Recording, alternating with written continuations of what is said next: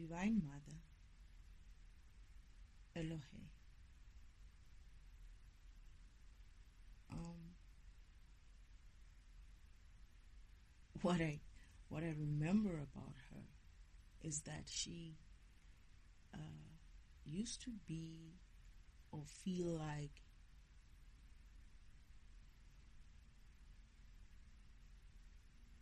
it depends. I don't know what she used to. There's a point in my life when I was like a child, a baby, kind of a childish little baby, like a 2-year-old, 3-year-old, maybe 2. She used to feel like a dream, like she's beautiful, she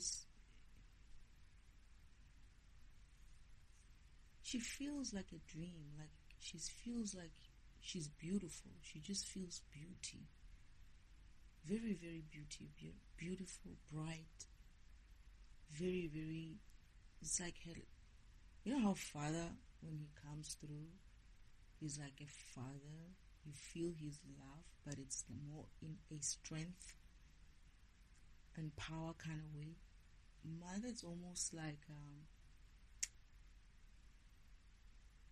you feel his love in more nurturing, soothing,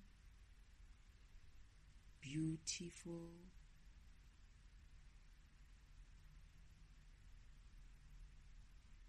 I feel like she's kind of funny, like like she likes playing, like playful.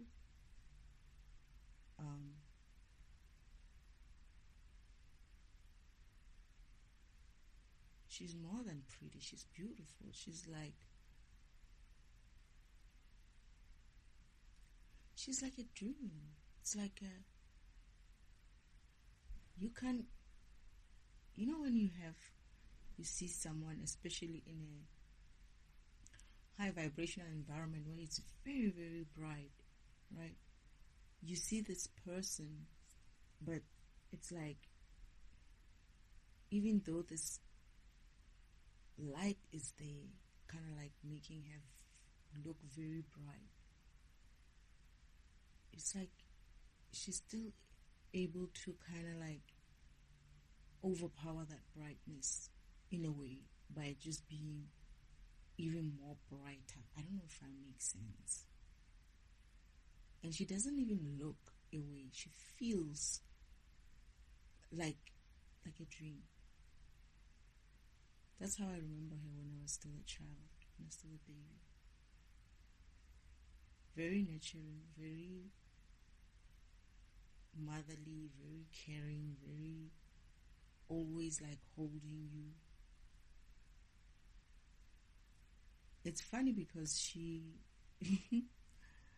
she looks like everyone, right? Mother looks like every ethnicity. It's not like father. Father is more like Yeshua in a way of, I don't know, I can't say he's white, I can't say he's black, to be honest. I can't even say he's any color. It depends on the day.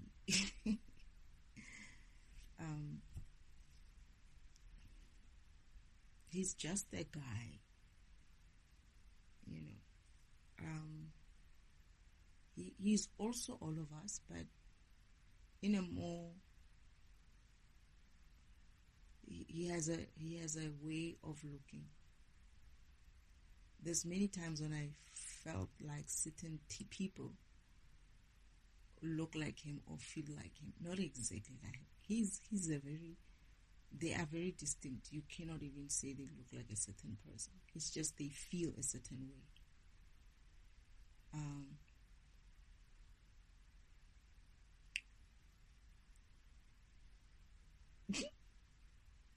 I just thought of something else, but anyway. With mother, that's the image that I have of her when I was like a child.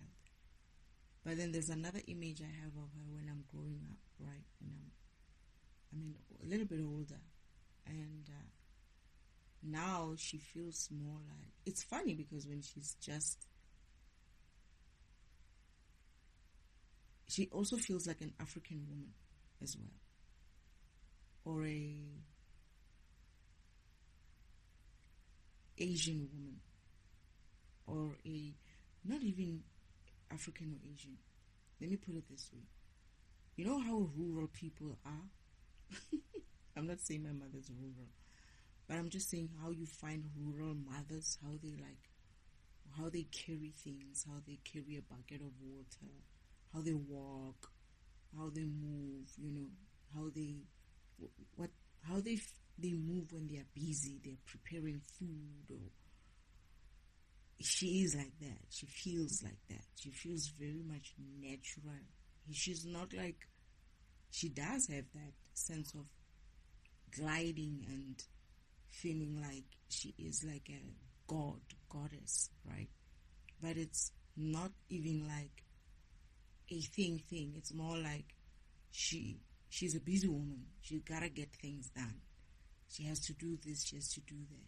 She doesn't pretend to be a certain way, like, oh, I'm a god or goddess and I have to be gliding or something like that. Although she does have that aura about her, but she does it in such a way that it's very natural. It just blends in. It's like, I would most likely compare her with mostly people who are very much women who are always getting things done, who are always doing something, always working, always taking care of something, busy with something. She feels like she enjoys doing that. I don't know how she does it, because I feel like I'm complaining a lot about things like that. But she doesn't do like house chores like that. It's almost like there's no need for her to do those things, but she chooses to do certain things. Remember my home, at home, I was the only child still living at home. I didn't realize that the other brothers and sisters used to just come in and go to their own houses or their own homes. I thought they were living inside my father's home, and I just didn't know where. But when I grew up a little older, I realized that they don't live at home, and they were like surprised. One of my older brothers was like, "Where did you think I live?" And I said, "I thought you lived at home." He's like, "Why would I want to live at home?" I was like, "I don't know, but you're always there." It's like, "Yeah, we come by, but we don't live there. We don't sleep there. We have our own home. There's my home over there." And I'm like, "Oh, goodness. All this time I thought you guys are like sleeping somewhere in the house, or they are like somewhere in the house, not sleeping." But I don't think I had a concept of sleeping in that way. No, we didn't. It was more like everybody kind of like disappears to their own corners, wherever that is. And I thought they would be disappearing around the house, but they weren't. They were actually, and I thought that when they were not there, they were on missions. But it's not the case. It's just that I didn't know that they had their own homes. Going back to mother, I remember, reason why I'm saying like she's more like a very natural, kind of rural type of a woman. I remember when I like how she runs. I noticed how she runs. She likes running. She's always like, not running isn't like, like sprinting and stuff, but more like she's always like rushing to somewhere, or walking fast to somewhere. She's always busy. She always feels busy. And I remember watching her. This was very distinct for me, of how she would like, how women would run after children, especially small children, to catch them, when they like kind of like play with them. That kind of movement, it's similar to that. She could be doing something, right? And then when she's done, she's like needing to rush off somewhere. You just see her get up and just start like I don't know how to call it. The arm, there's this thing that she would do with the arm as well, like rural women would run like that. It's not like when you see an urban woman, right, who's running or jogging or something like that. They have the straight face or the straight type of body where they're like, no, she's more like pacing in a faster running kind of way. Yeah. She's always somewhere around the house. You don't know exactly where, but she's there doing something. She's never like, I don't remember seeing mother sitting down. To be honest, I don't remember seeing mother sitting down. Oh, no, I do. When she would like sit down and like play with me, and she was like having me on her lap. Yeah, but that was like when I was a child. But what I mean is she's forever like busy. She's busy with something somewhere. To be honest, I feel like she's much more busy than father. Father's busy, but father's work is always inside the house or out away from the house. Mother's business is outside of the house, but just I think she's always spending time on the sacred timeline track, helping people with their spirituality, because that's her job. Father sometimes comes along and helps her, but that's her function, to help us on with our spirituality. So I guess I see why sometimes she's so busy like that. Father's always like in the house, either in his workshop or in somewhere in the house, on his machine, on his laptop, or in his offices. Many different other, I think there is one distinct office, right? I just don't realize that it's got many entrances. You can enter it from the warehouse, and you can also enter it from, there's another exit to it which goes down a level lower, and there's an entrance to it from the house.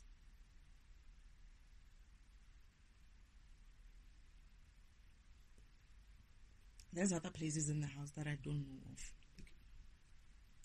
Mother is always like not there. Like, not that she's not there. Like, you see her first thing in the morning, and then she rushes off to somewhere.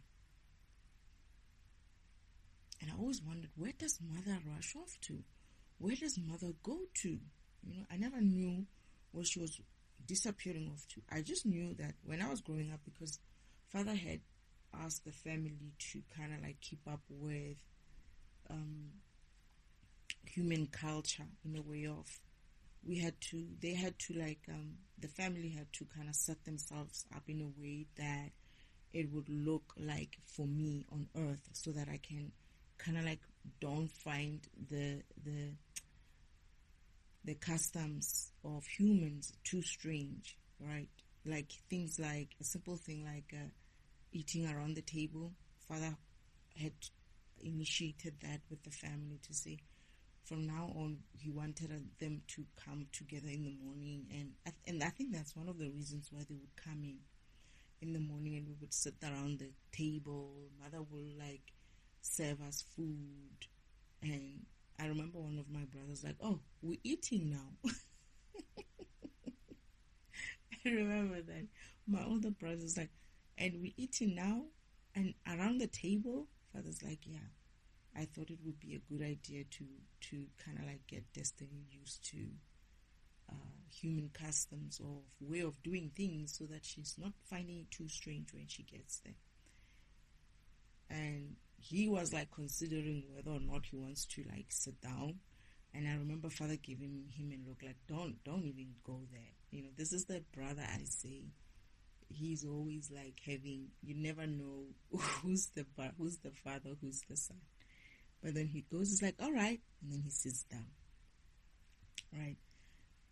But for mother, after serving us, after doing all these things, like, I guess she was keeping up with the human way of doing things. So for me, in order for me to see what it would be like for a feminine person to be, what role they would play. And yes, she played a similar role as, but I don't think it's that she was playing it. It's what is supposed to be.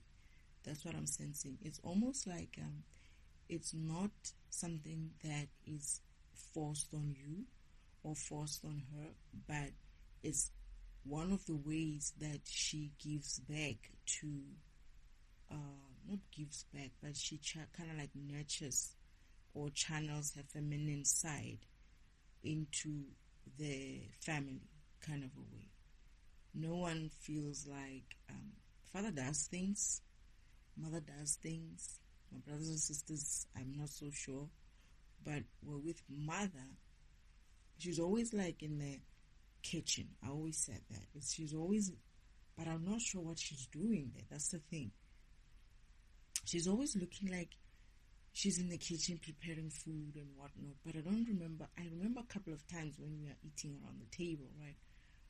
But sometimes it's just me, her, and father. I don't see the part where we sit and eat. Perhaps we do sit and eat. No, I did. We did. It's like an island kind of a place. And that's the thing with our house, is that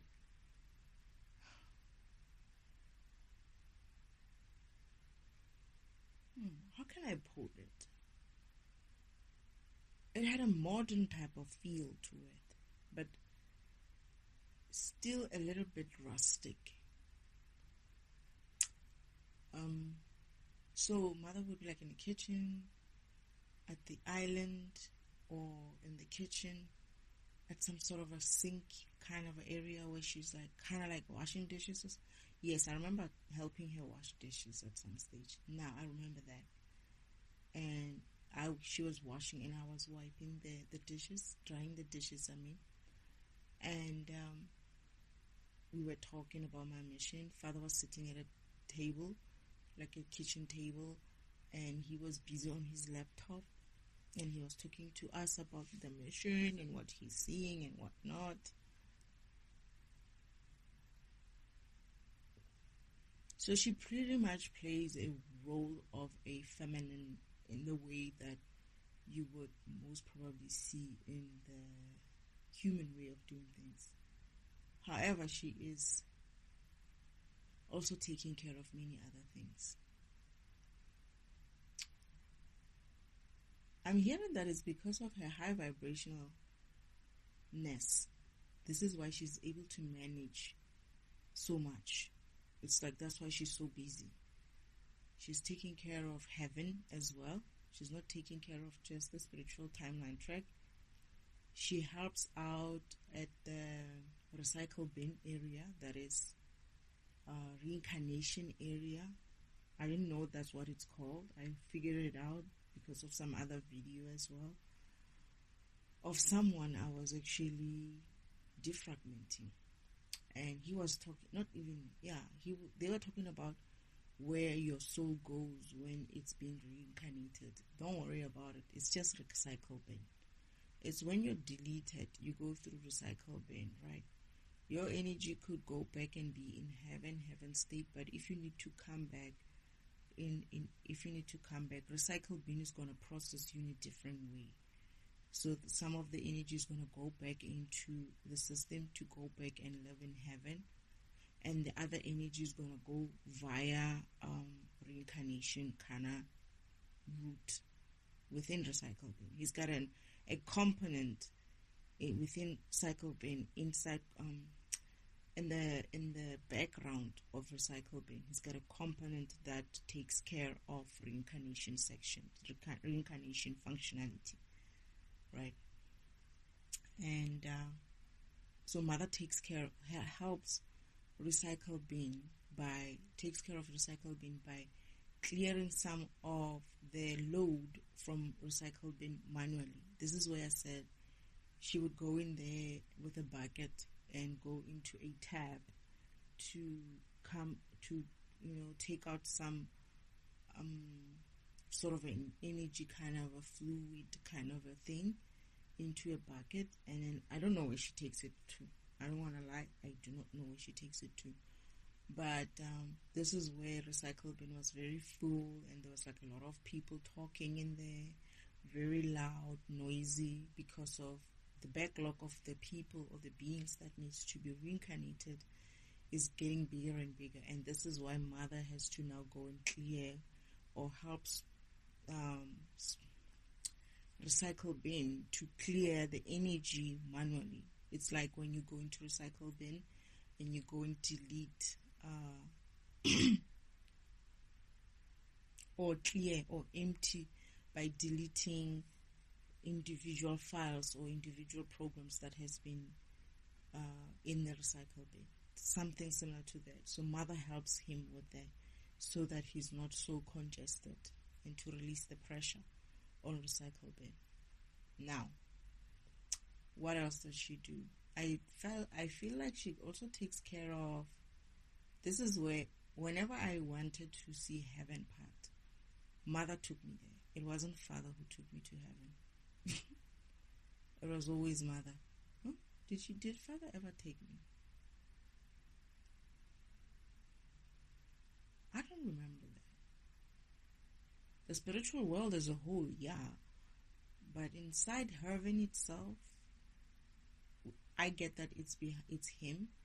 It's part of him. It's part of him.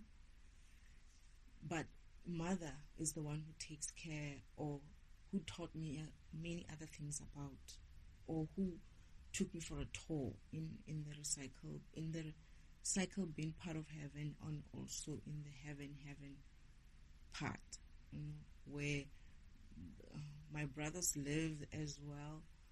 That is, the divine beings live there, and also some other beings as well live there, and including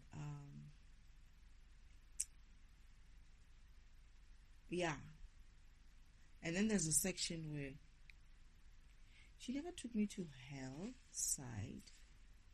She only took me to heaven side. But the hell side is also there. That is after the beings, when they leave the warehouse, after working through their day, when they leave their warehouse, they have homes that they go back to where they live. So you still have a home. You still have to go out and go and live in a home. It's usually a home. It's usually your home, or a reflection of your home in the heaven state. But in your case, it will be a reflection of your home in a hell state. So you'll be in a shadowy, very shadowy side of the spiritual world. So Mother takes care. She's very, very, I feel like she's very close and talks a lot with, or works a lot with, who I come to believe it's Abraham, who is responsible for managing a lot of things. It's his duty. It's actually kind of like the heaven area is managed by him. But he's got other people that works with him, but he's kind of like it's his responsibility. He's like the main guy there, who looks after the heaven area. Is it Abraham? I'm lying, man. Adam. I want to say Adam, not Abraham. Adam. Yeah, we'll talk about Eve one day. To be honest, I didn't see her. I saw her. She comes. I feel like she comes and she leaves. She comes and she leaves. There's something about her. I'm going to have to also defragment. But I remember I saw her later. Abraham has to do something to get her to come back or something like that.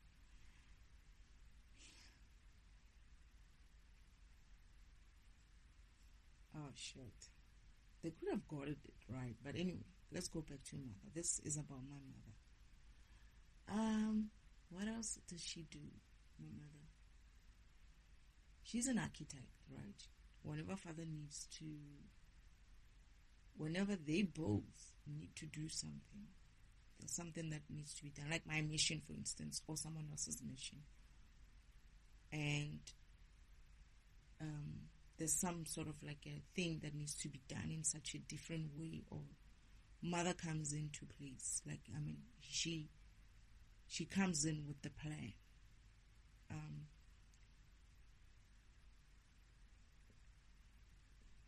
She's very much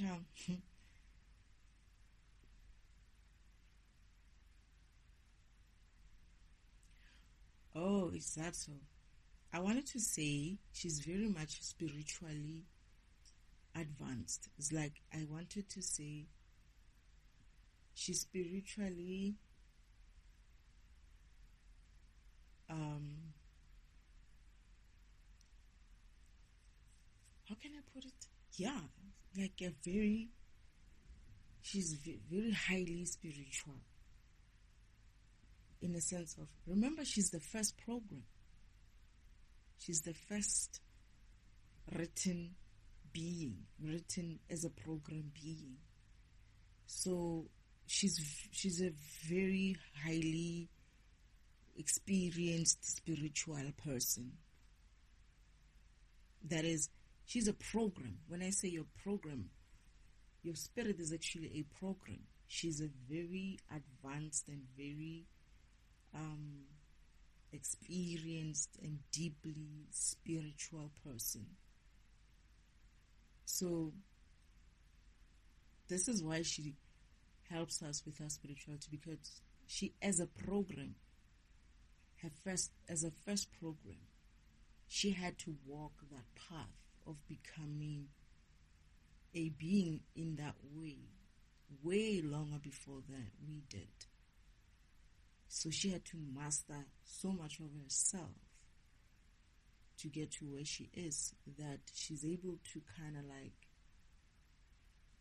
know how to go about spiritual issues that we have. And from then onwards, I wanted to say something like, I have had an opportunity of seeing some of her work. How when Father says, after this, your mother's going to step in, right? And it's many times how mother manages to move a situation in such a way that you end up being like, oh my goodness, that way. Father is the same way. Father is similar in a way, but from a planning kind of way, and from but mother, from a spiritual perspective of how you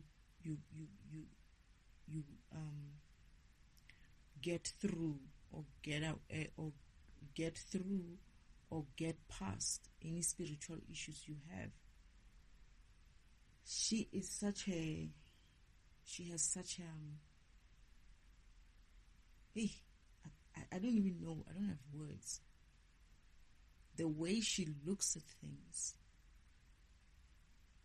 is complicated and simplified in the same space. I don't know how I would explain it. It's almost like she has a way.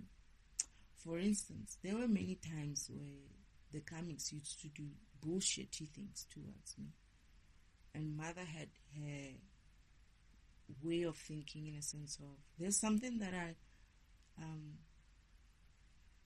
let's say there was a time when I was supposed to leave the farm, but then they were going to try to do something in order for me to stay longer there. So Father said, your mother then will have to, okay, so Father wanted to, at that point, pull me out, just to pull me out in a sense of stop everything. I think that's what he wanted to do. But mother said, no, I want them to break their own contracts, their own what do they call them? Demonic contracts.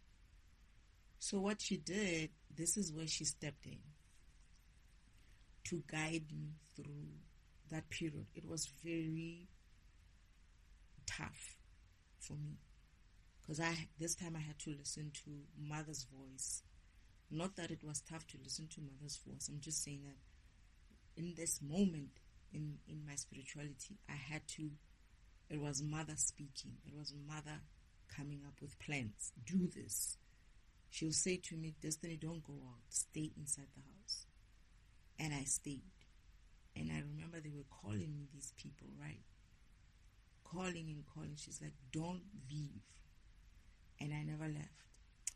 And then there was a time when they were doing so much of noise, they were blowing so much of wind on the cabin, as if like they're going to like blowing wind, sirens, such a lot of noise. It's like traffic noise. It's like they released all kinds of noise on the environment, right? It was so noisy. The winds were howling, the roof, the cabin was shaking, and I just sat there. Mother's like, to find something else to do. But then she said to me, I wore my headphones. Mother was like, you don't have to don't wear your headphones. You need to get through this yourself. Father was like, no, she doesn't need to. Mother was like, no, she needs to learn how to get through this. That noise, that thing that they were trying to have me get out of the house running, being like, oh my goodness, making me look like I look crazy. I stayed there. It went on and on and on for a long time, from morning. Actually, they started it in the afternoon. I think it went for like 3 to 5 hours or something like that. And eventually it went past. And she was like, okay. They kept doing such things. And every time they kept doing such things, mother would be present in a way that she usually isn't in the mission. Most of the time, the mission is ran from my father's perspective. But when it comes to certain spiritual things, mother steps in and she's like, this is what you're going to do. You're going to just sit there. Don't call, don't answer, don't do anything. And I did that. And soon after, my brother and my sister comes through. Mother says, don't open the door. I never opened. Oh, actually, my brother did. And then I didn't open the door for him. And then they come back with my sister. This time she's banging the door herself. And I'm like, I was just sleeping. I lied. Yeah, I did lie. I do. But to be honest, I wasn't really exactly lying. Because when they came, I was sleeping. After all that noise, I was exhausted. And I kind of like went into, I actually looked sleeping. They were like, yeah, we were, your brother was knocking and you didn't open. I was like, I was sleeping. They wanted to see what I was like after that shit that they were playing outside. They wanted to see if I had lost my mind or something. And they found me groggy and just coming out of sleep. And those moments is when mother stepped in.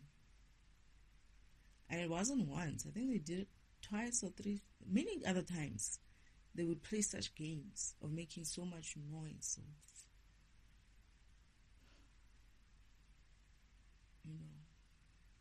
thunder and lightning. And I would be like, yeah, whatever, man. I've been through shit.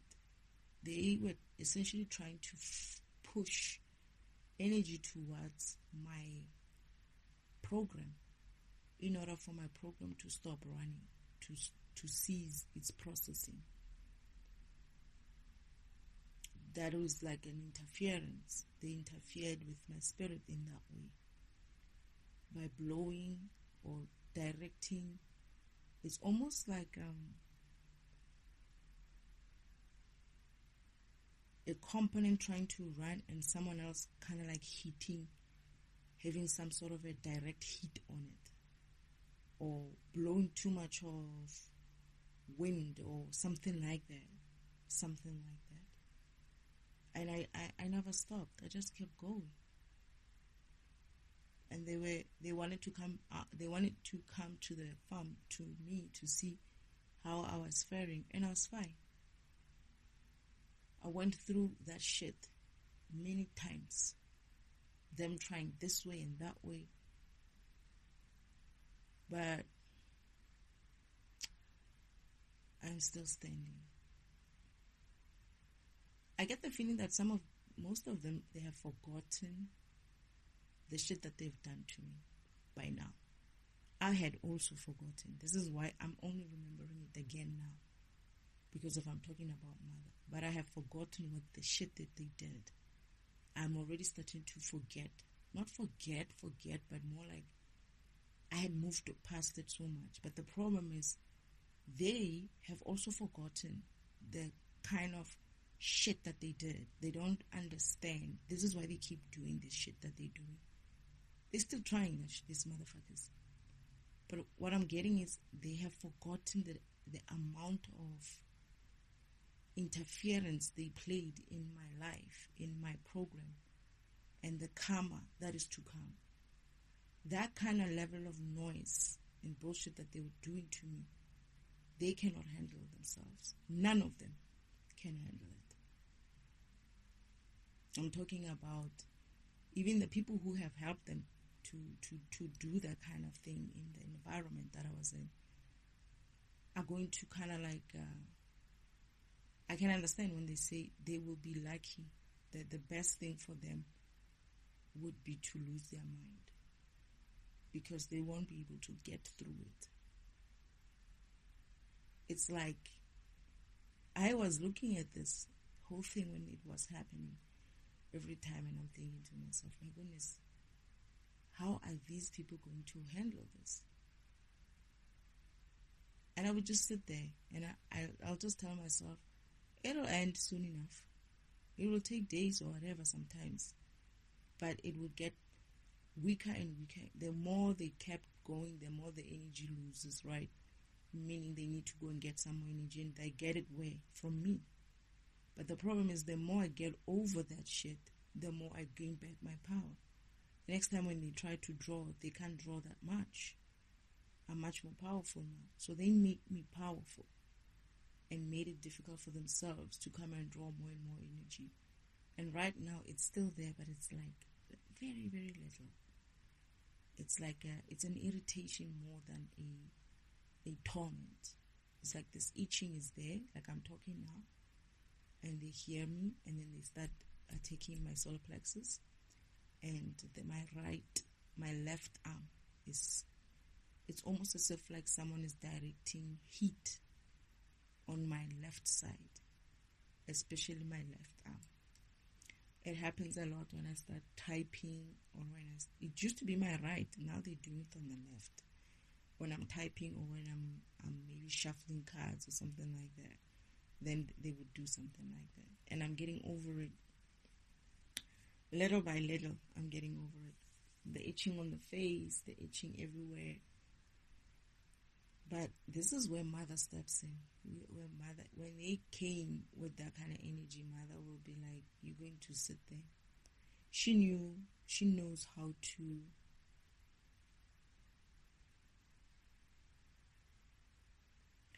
what she did. I wanted to say this actually. What she does, mother. You know, when I say mother, I feel like it's more mother. When I say mother and father will screw you, yeah, they will screw you in a way that you would screw yourself. They'll screw you by making you screw yourself. That's exactly what they are. That's what they do. All I had to do is just change the game by not responding to the game. And by doing so, it left them with nothing to work on because they did what they did, but I'm not saying anything. I'm not acting out anyway. I'm not crying about it. I'm not talking about it. I'm just me. I'm just fine, right? And I got through it. So they don't know what else to do. They don't know what else to say. Because to do or say something, it will be like, so it is you, kind of thing. So I keep quiet, and the more I keep quiet, the more they don't know what to do. The more they don't know what to say. It's almost like, what now? What do we do? Now we must do something extra so that she eventually does or says something or goes nuts at least. And they would go extra. You know when I say extra, but mother and father and my spirit team will hold me down. Say, do not overreact. Do not move. Don't do anything. Just sit there. Don't do anything. And I will sit there and not do anything and go through the noise, the turmoil, the torments, everything. And eventually it ends after a couple of hours. And I survived that day. And then they will try it again some other time. It's weaker now. It's not as strong as before. And every time they tried that shit, I got stronger and stronger. They got weaker and weaker. And mother used to be the one who's playing that game, or who would come up with that strategy of, this is how we're going to do it. That's who mother is. When it comes to spirituality, she knows how to play that game. When father told me, don't worry, you'll be fine. Your mother will be playing with you. She's the best in the game. I didn't understand that. But now I'm getting that it's because she's the oldest in the first program. And she has been there since as a program. We come from her. So she understands that spirituality far more than any of these comics put together can come up with. She's a very it's like so many times when I saw it and I was like, oh wow, like they would screw them so much that I would feel even sorry for them. It's like, oh my goodness, this is bad. They would do that. And it will all have mother's signature on it. So mother wanted them to break their demonic contract. And it's just like, I want them to break their demonic contract. So we're going to do this way. And they did. Because of mother's strategy. I sat there. And they broke their own contracts. And because I remember father saying, your mother wants you to stay there longer. About 14 or 17 days or something like that extra. And then I did. And then after that, it was like a month where I stayed there at the farm after. And then, maybe 2-3 months to get over the rest of it. And then it was time for me to move on so that I can go and start healing again, the rest of it elsewhere. But then they interjected and made me come to my uncle's place so that they can continue with their torments. Father's like, no, don't worry. We're going to use their resources because they essentially giving you free pass, free energy of theirs. You're going to use their resources. They're going to owe you on top of that.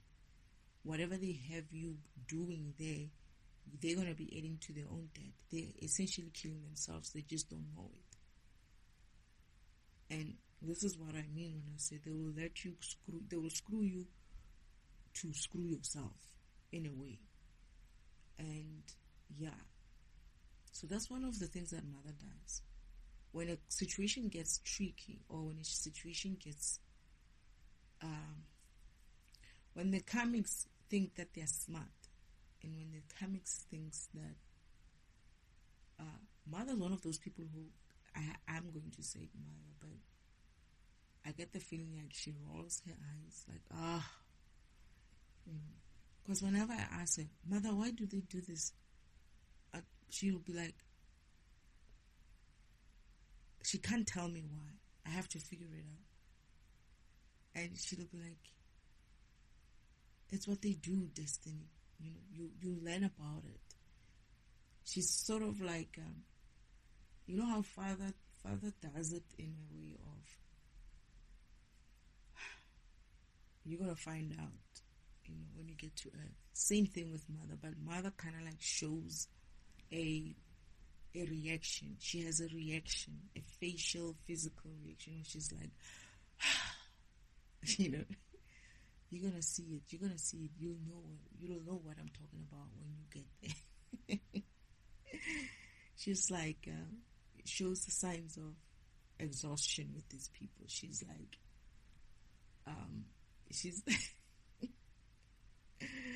she kind of gets exhausted with them. Yeah, she's like, no. She's like me.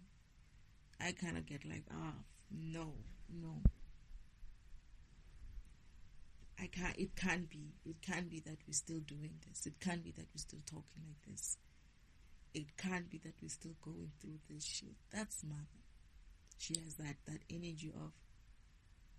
The one thing that I wish I was like her more of is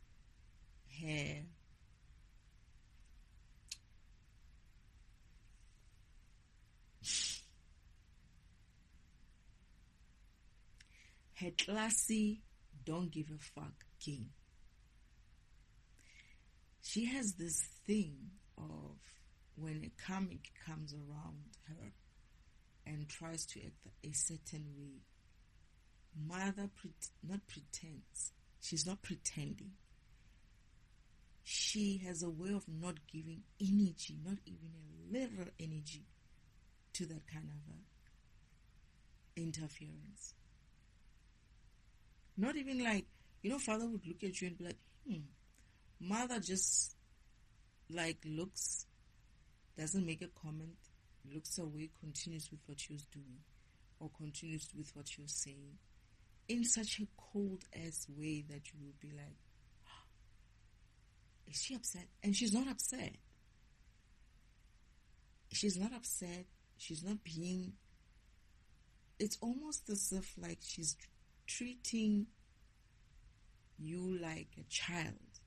Like when you behave in a way that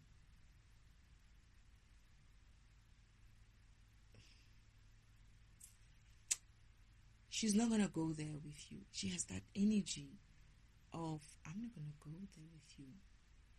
You know, I don't have to. She really knows how not to overreact. Not like me.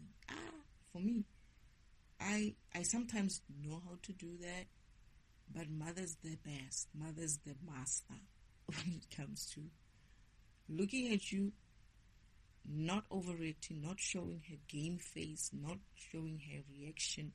She shows a reaction on certain things, like when we're just maybe us. But when you're going to come off in a comic kind of way, this I saw when she responded to my imposter goddess sister twice.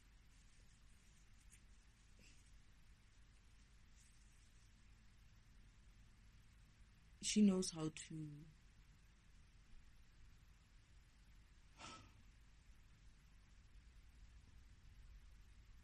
I'm going to say this. She has an aura of, I wouldn't even call it a queen. It's more like a goddess, like the goddess. She has that aura, the goddess. She's just that.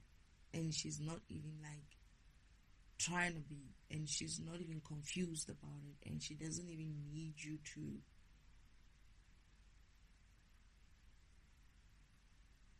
I'm getting that.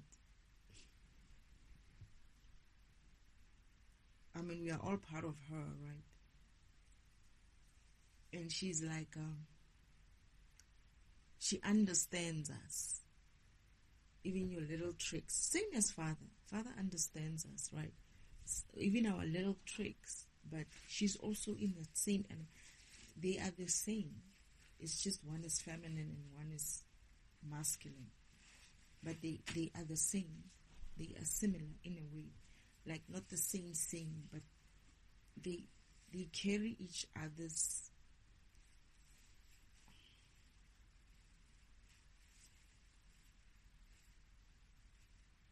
how can I put it? Energy, or mother.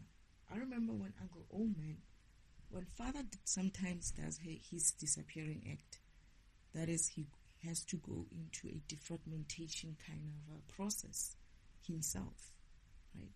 This is when he goes to disappear. Mother is obviously the one who's going to be in charge automatically. I remember seeing Uncle Oman trying to be like, yeah, where's Elohim? Elohim is not here. And moving about and saying things like, as if like he's in charge, because Elohim is not there. The way mother ignores him is like, it's funny because father might take time to be like trying to explain to you. Mother is like, looks at you like you're a child, and you build acting childish. You're a insolent child, and you're acting childish, and she's not gonna give you that attention. And all she has to do is just walk away, and guess what happens? Everyone else walks away. She doesn't have to say anything. I remember my other fathers, right, looking at each other like, what is this one on about now? Like, he's trying to behave like, this time I don't know why, because, oh no, they had come.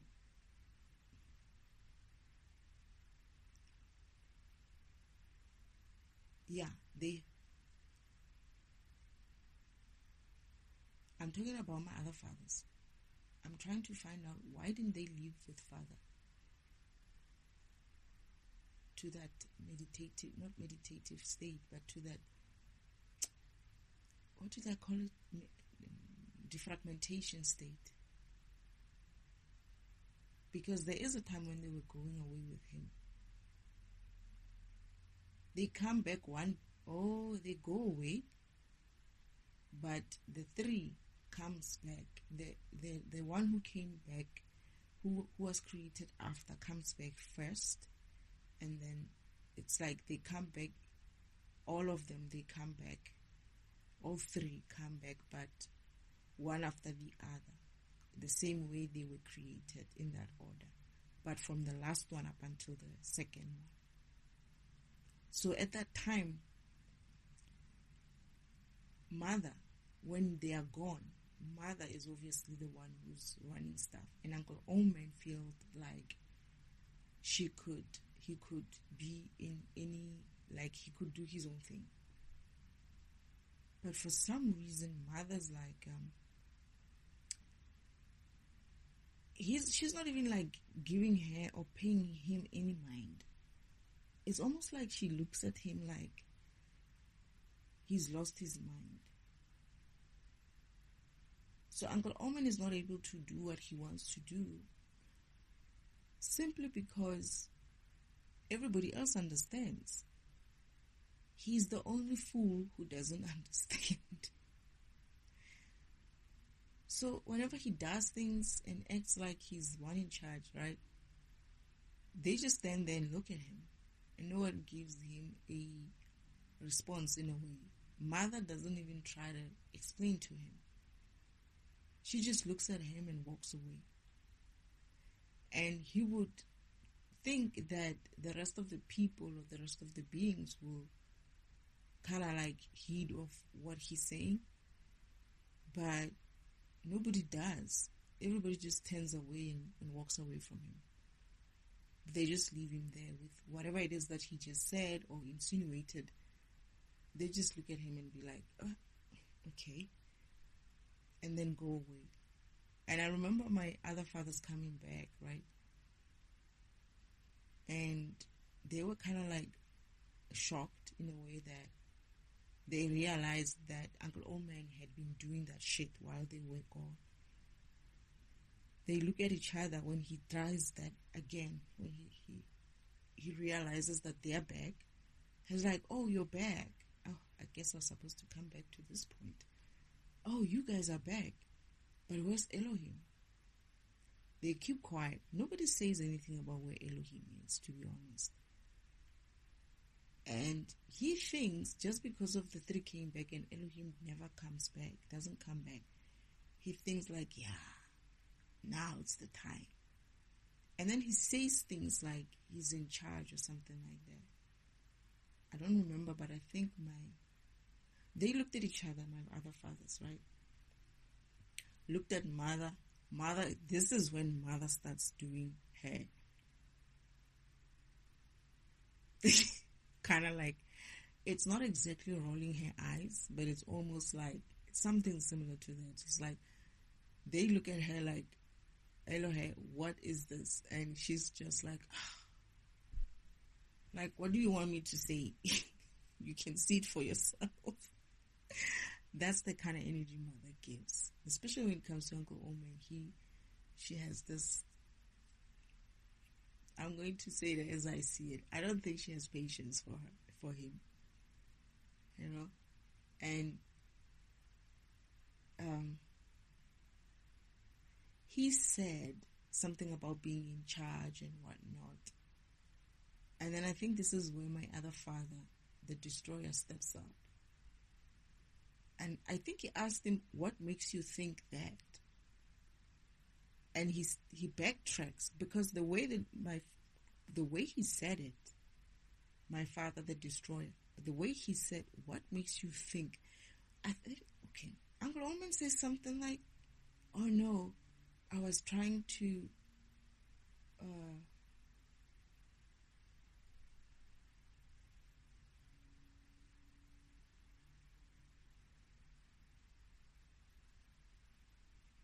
something to do with, I don't know how he put it, but he made it as if like he felt he had to take in, or he was trying to take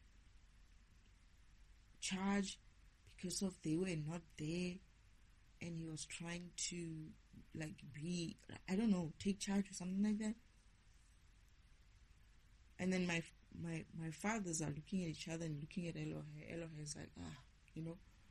And my father, the destroyer, steps up in front of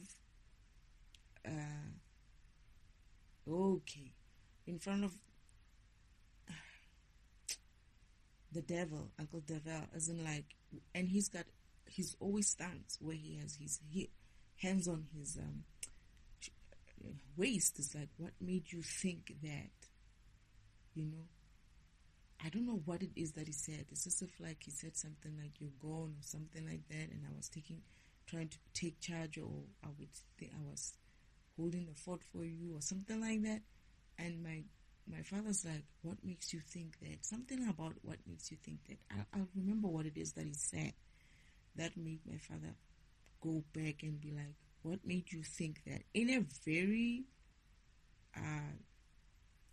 intimidating way, I'll have to be honest.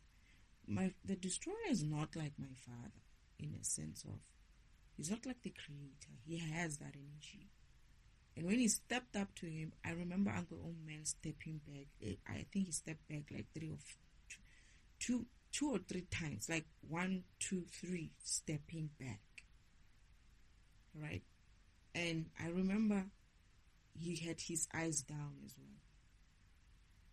And, oh no, he explains himself after that.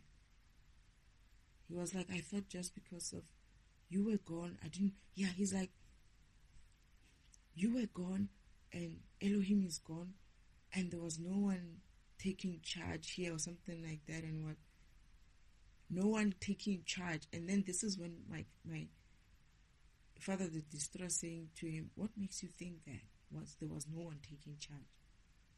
And then I think he said something like, Eloher is there. Why would you think you need to take charge? Mother looked at him as in like, I want to hear what you're going to say now. And he looks at mother as in like, he's not looking at father. He still has his eyes cast down, but he's kind of like looking at mother. Ooh, shit. And, okay, he tries to look at mother in some kind of like funny way. My father's like, don't look at her like that. He's very threatening. Hey. That's scary.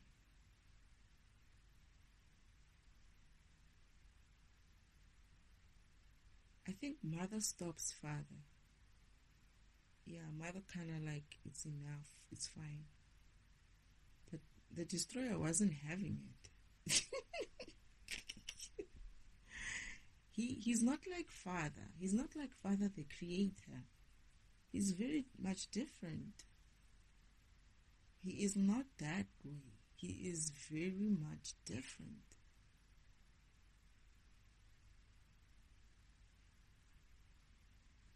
I need to remember what they said in that conversation, how they said it. The other two are looking at each other still like, are we really watching this? Okay, the destroyer was kind of like not having it. Father the destroyer was not having Uncle Omen's BS.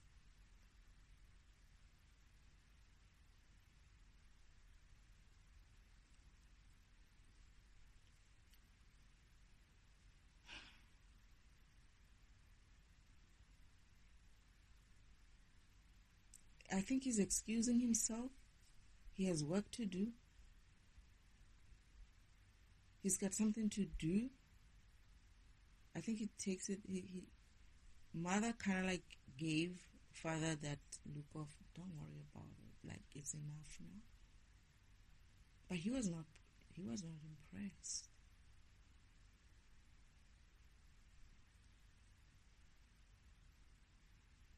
That's the side of father you don't want to cross. Like I say, that side of father is very much final. You don't want it to be final when it comes to him. I feel like Uncle Omen was about to piss on himself. He doesn't feel... He feels very much... he's the same feeling as father, but the other side. The other side of him. The destroyer side.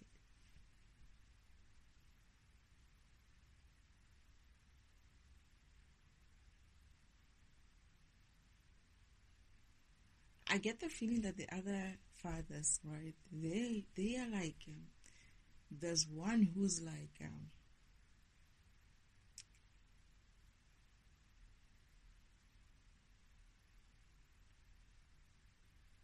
deeply concerned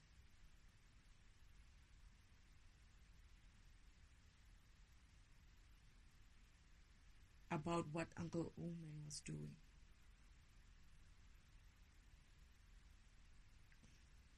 He's kind of like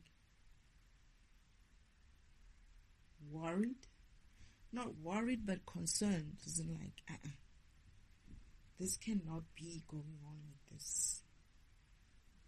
And he's almost like he's searching. He's searching and kind of like going through what has been happening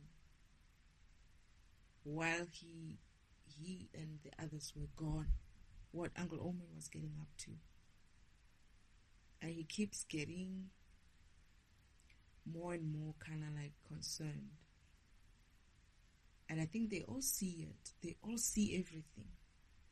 As he searches, they are all seeing. They are all seeing what he's seeing. But then his reaction is very much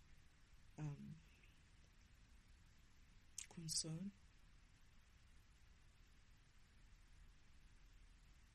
The destroyer's reaction is pretty much getting dangerously angry. He still has his hands on his waist, and Glowman is like, he walked away, right? He was like, yeah, I have some things to do. I need to go, kind of excuse. And then they just stood there just watching him going away. But then they keep playing. What was happening is playing in their minds to see what the heck he was up to.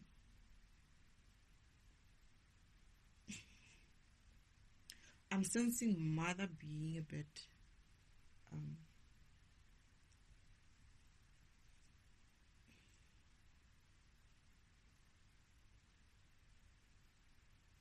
I don't know how to call it. It's almost like she's kind of like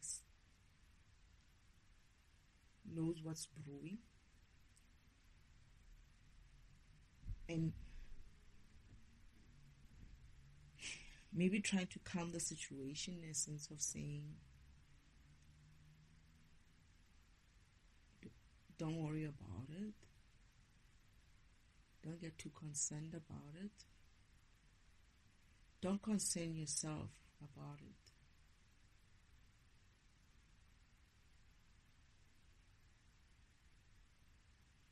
He's just something. He's just, don't concern yourself too much about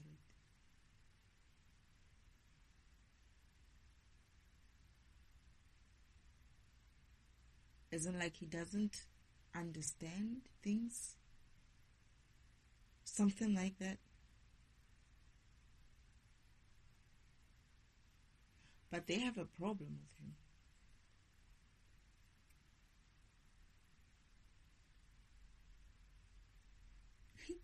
I'm feeling like mother knows that it might not be good for him.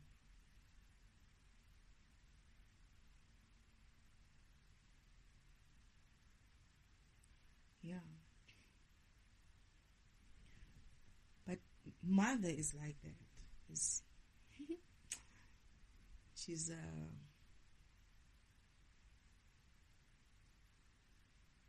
she gives off the energy of a goddess, of the goddess, God, the architect. She's got that kind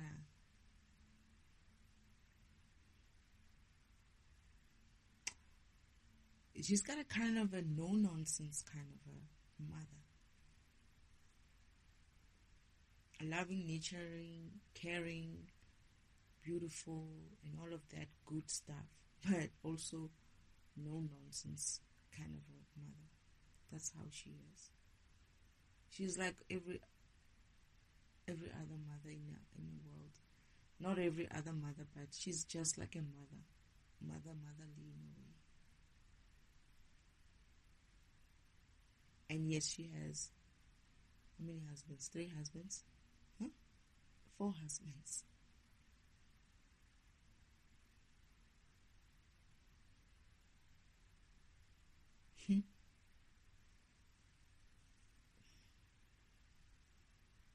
What else do I know about my mother?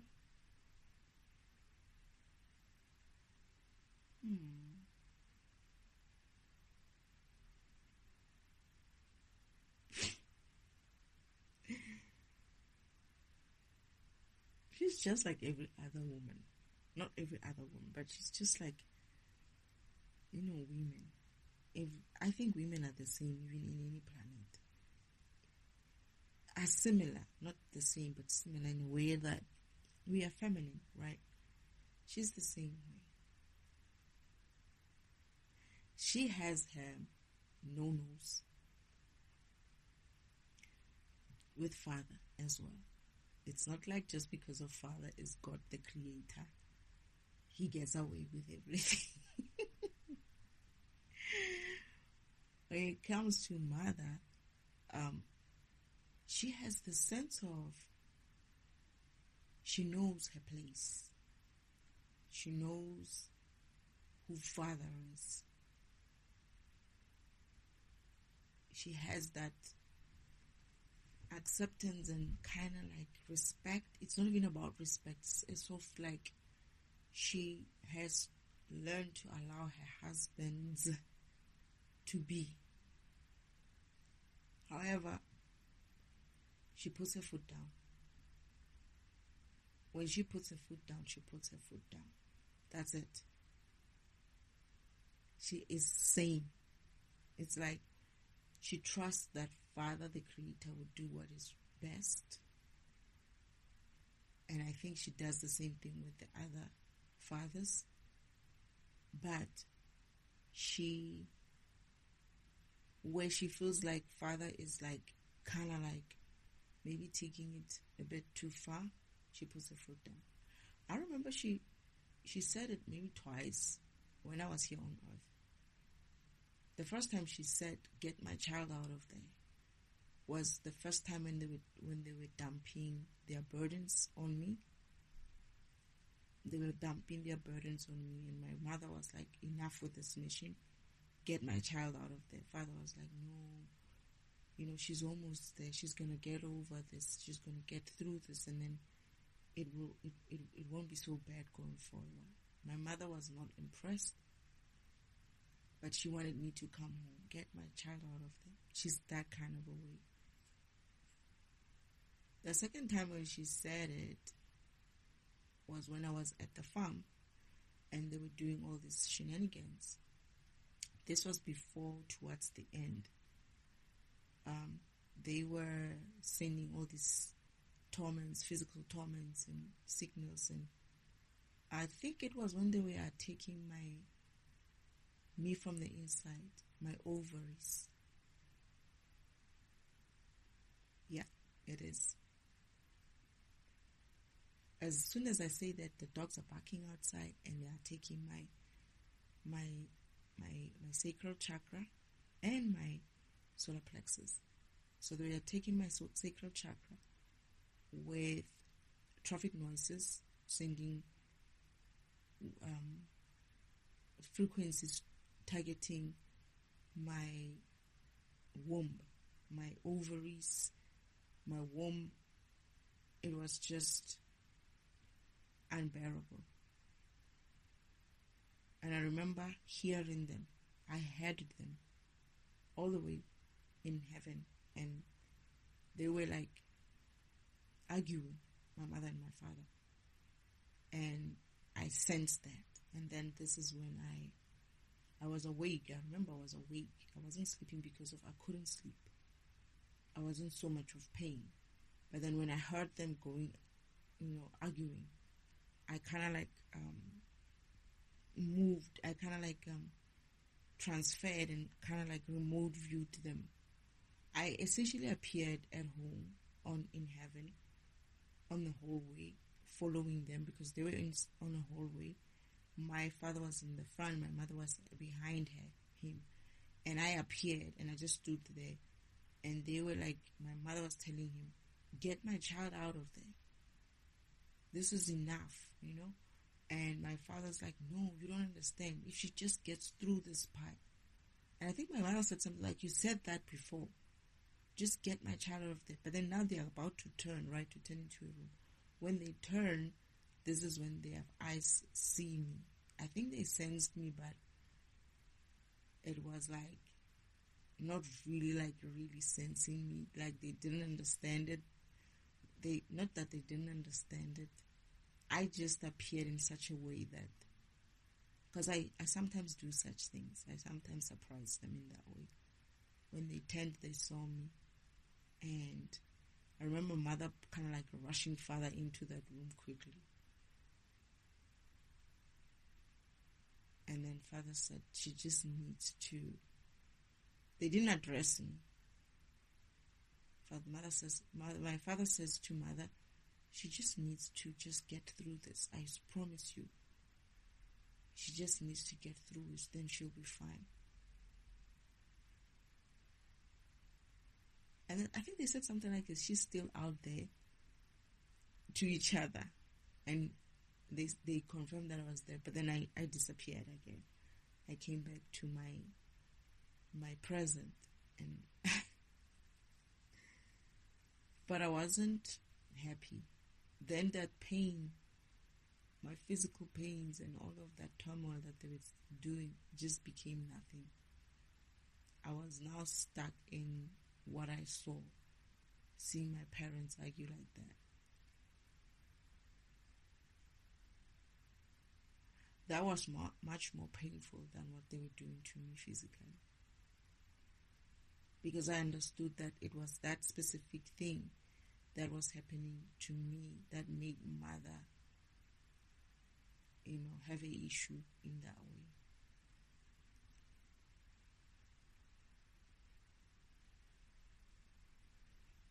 Yeah. She has wanted, I feel like she's wanted to take me out of here many other times. But Father kept saying, she just needs to get past this. Don't worry, she just needs to get past this. It's like,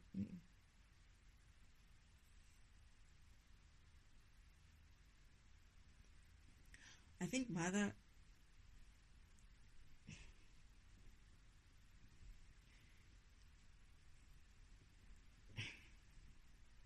I think it's a trauma that I would say they have trauma. I mean, when you think about what happened to Yeshua, right? It's kind of like she would obviously be more mindful this time than before. Like, they're expecting anything from Uncle Omen and his comics or his people. So mother's not going to take that chance this time. I'm getting that she's not willing to take another blow like that of what happened to Yeshua. And this is why before I came here, while I was still in heaven, when I was still getting prepped for my mission, there's a point where she tells me that at any time when I feel threatened, I must remember to call Father's legion of angels to come for me. And I remember saying, okay, I'll call them. And she said also to me, after saying, yeah, okay, I'll do so. And then she said, remember, Destiny, you must not forget, at any time. It's like she wanted to emphasize it, that don't even feel guilty or whatnot. Just anytime you feel threatened and you feel cornered, just call them.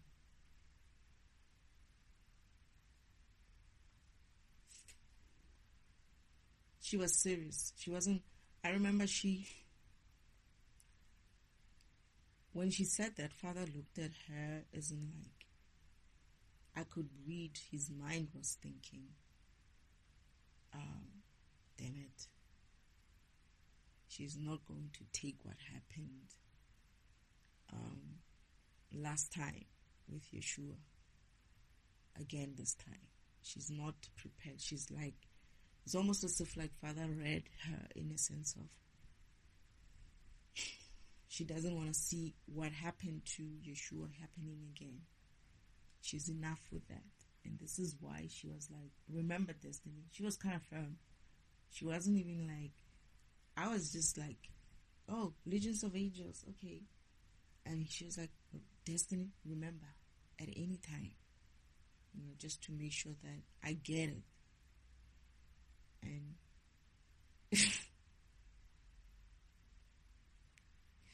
she wasn't telling me, isn't like it's nice and I'm telling you, she was giving me an order in a way. That's what I felt like.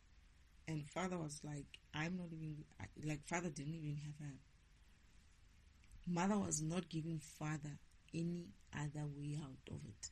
Isn't like, I don't know or I don't care, not that I don't care, but you might want something else, but this is what I want, and that's what's going to happen.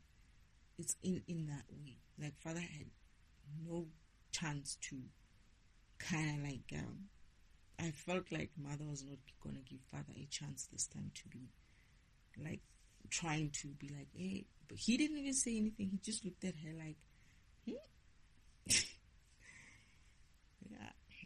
Mother Goddess said it. You heard her, right? I can't say anything more.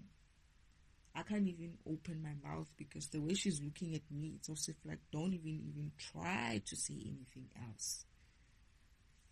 She had that look on on her face, like, yeah, you all can play with your mission preps and stuff, but you must remember this.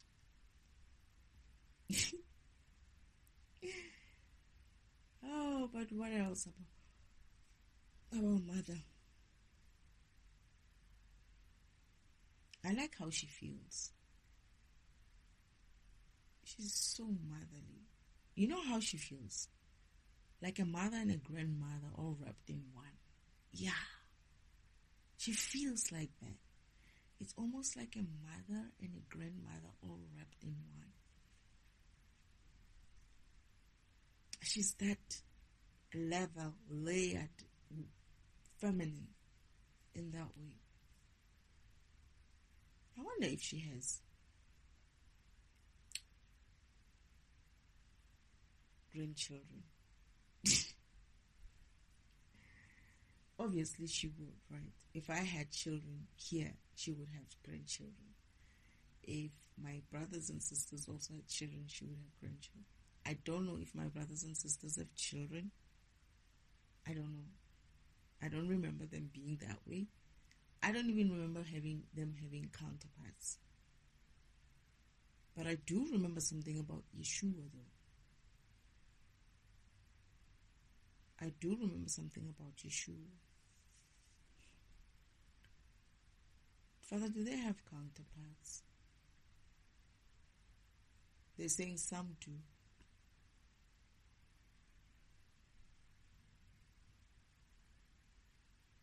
I feel like when you get to the spiritual world, it's pretty much... Because...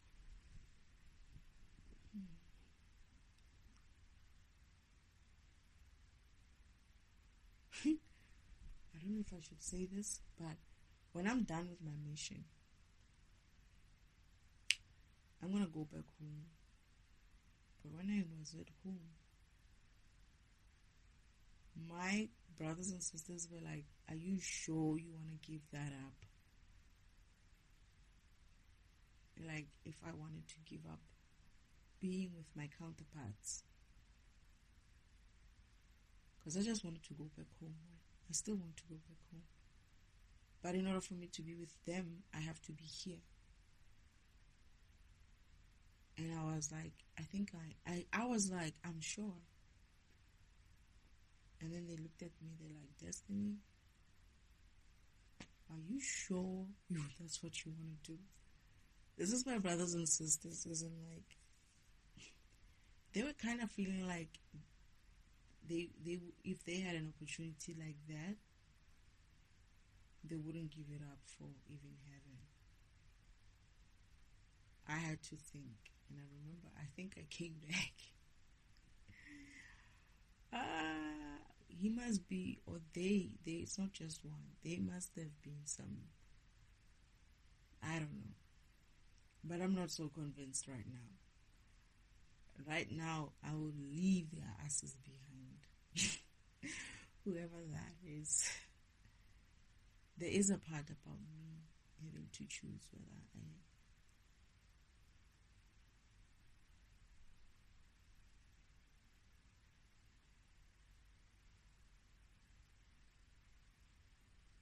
They were missing me, my counterparts.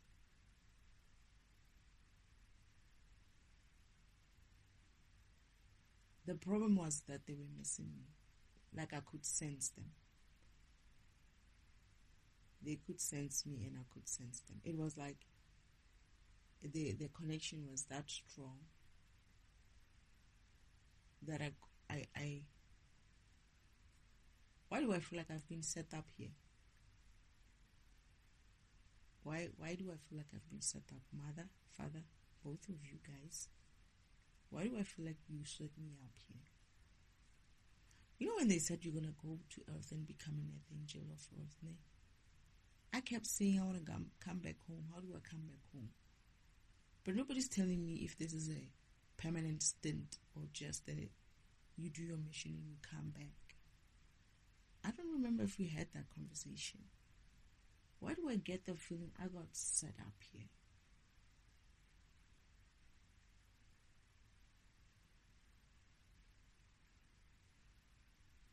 Yeah, but you didn't tell me that I would be like, that it will be so difficult.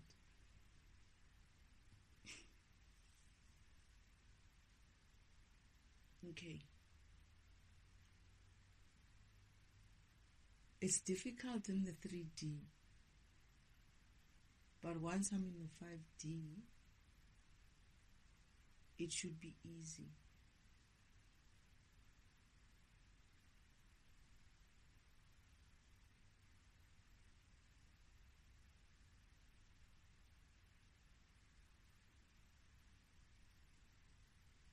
Okay, so I'm getting that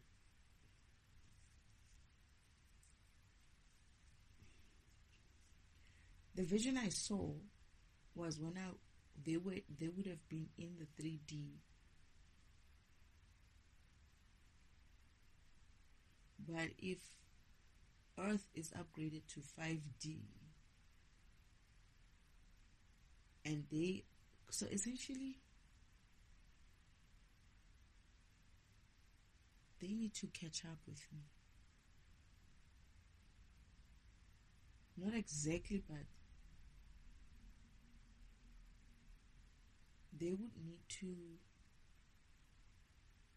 vibrate high enough. Like if you're in a 5D, you're going to need to vibrate high enough, right? But once they vibrate in that 5D kind of a way, they would be able to handle the environment that I come from.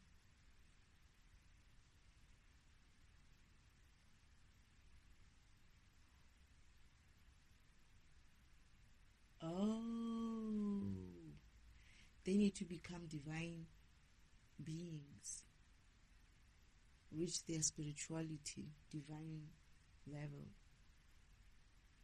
in order to enter the house of God. I do remember my counterparts and I going back home, and I remember we kept coming back, going back and forth between. Yeah, I remember that. I remember I was going to be able to come back and forth between any physical environment and heaven and home. Not just heaven, but home. Because they finally reached their divinity. But these counterparts are the different counterparts, are the original counterparts.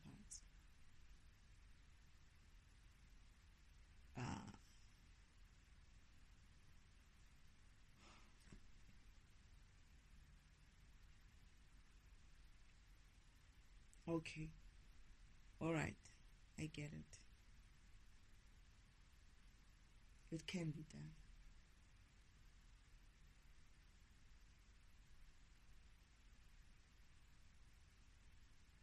There is a counterparts. The counterparts that some I'm gonna leave here.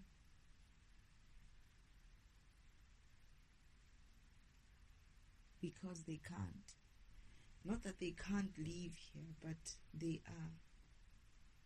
Oh, okay. Yeah. It's because they are off. They are needed here.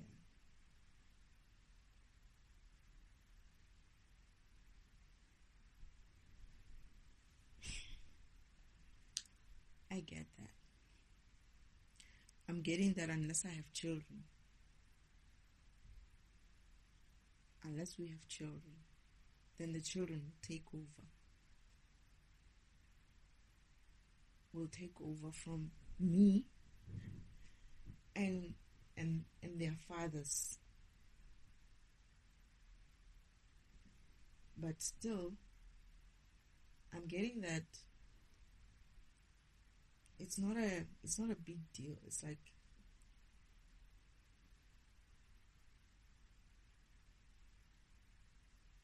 it can be done.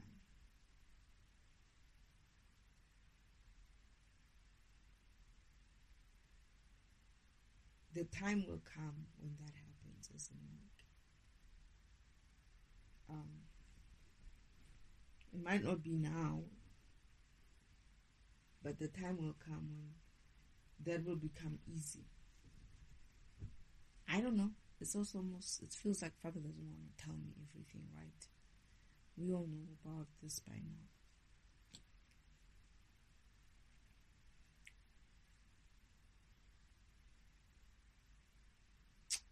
What else about Mother?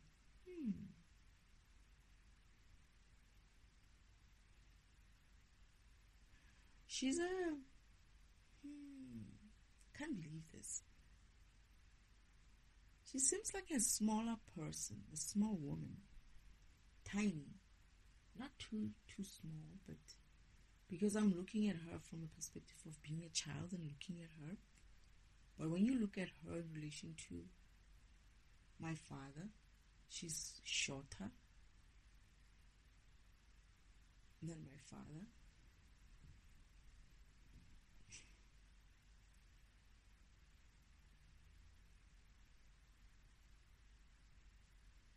I would say she's lighter.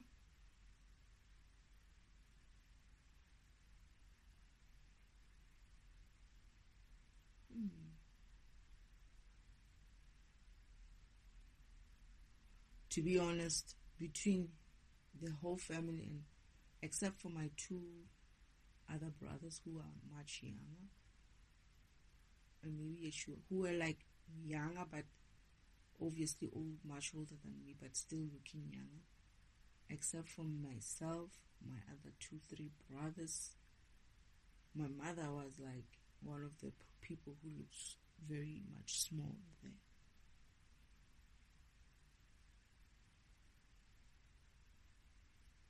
She's still a lot, she's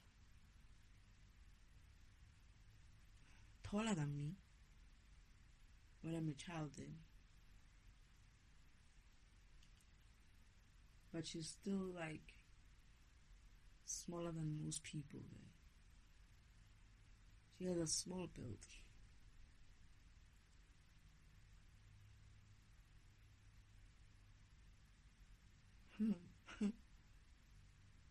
But she looks bigger, obviously, for me, because of I'm a child.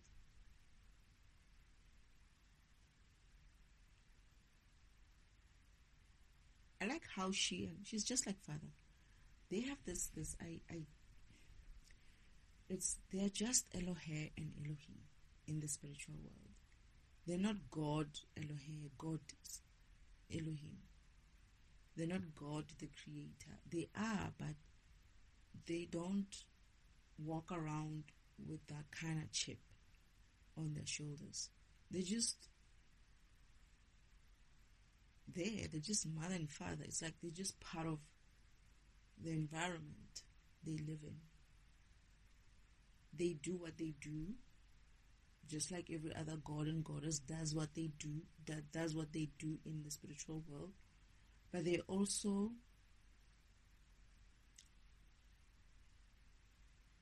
what can I say? They're also very kind of, I wouldn't say down to earth. They are very much down to the spirit world. They just are.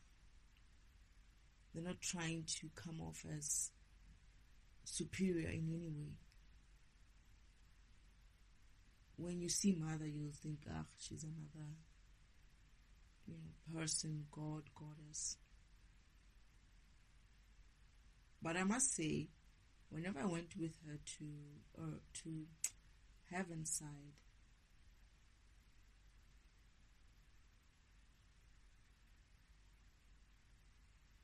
Father is not like that kind of like. I'll give you an example. Mother, when she comes through, they're like Eloher, Everybody wants to be like Eloher, like the greeting, Eloher, like Eloher. That's it. It's final. It's finished. They're greeting her.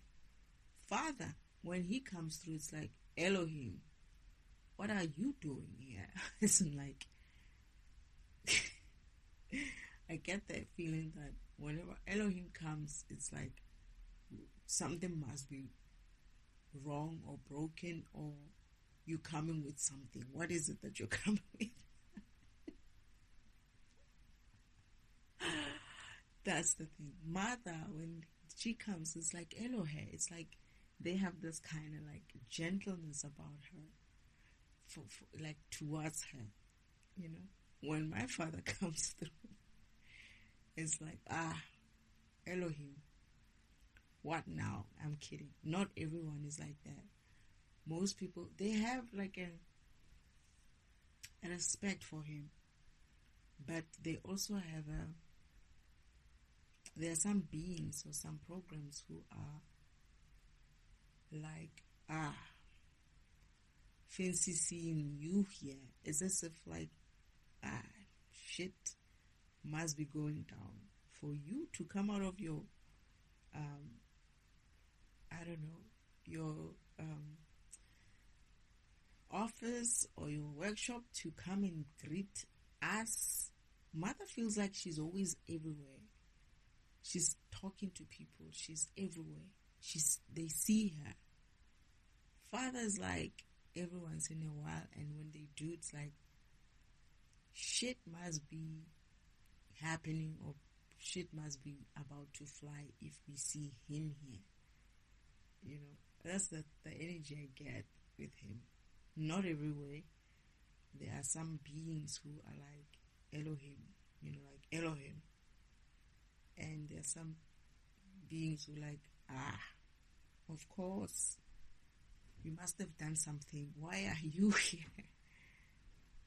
But he's also Father, that is, he's very much a kind of like, I'm just here.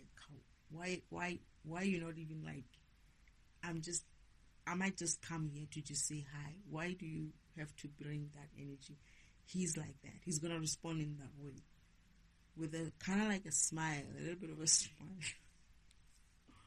You know, like, no, I just came to just propose something to you, you know. They're like, of course, what is it now? It feels like that with Father.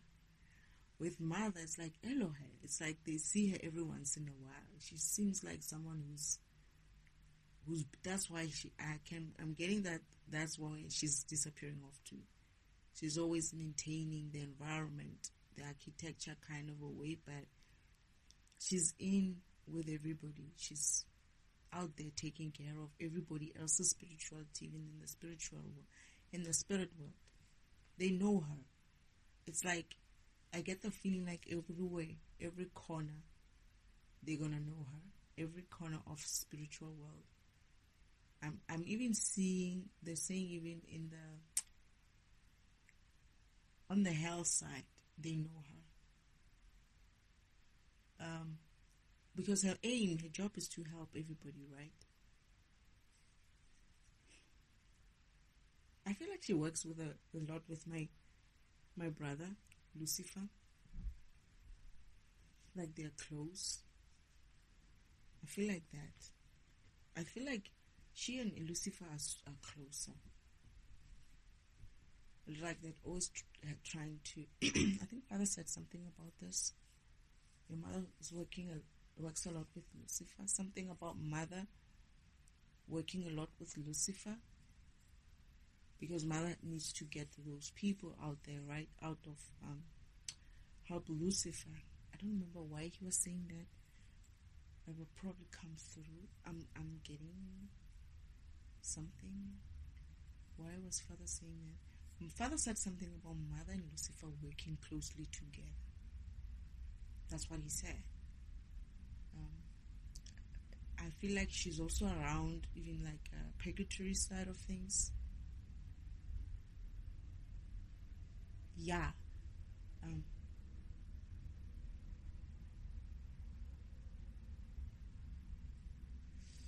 waiting for the plane to pass.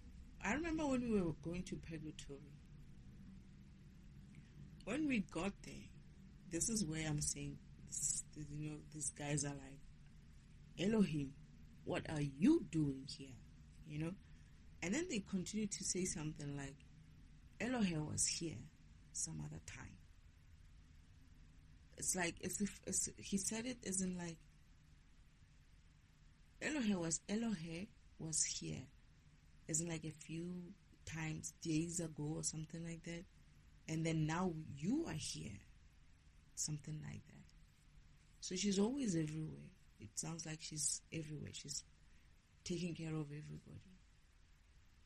But you should also see her when she's receiving the people who are coming through, who died, and they're coming through to heaven, and they have to be received at the back of the house, and she has to she sets up some very nice ambience and party-like kind of theme at the back of the house, like umbrellas and these cocktail tables and some couches. It's a very nice atmosphere, and she's serving everybody. No one else is helping her. She's serving everybody. She and Father joins her. They got trays and they're serving them this. I only saw a drink. I don't know if they ate something, but I only saw a drink, and I wondered what kind of a drink that was. And Father was like gulping it up, and like having a nice time there, laughing and dancing. They're dancing. They're laughing. They're dancing. It's nice. It's lovely. They're happy. It's like your last. They dance first and have a wonderful time before they move to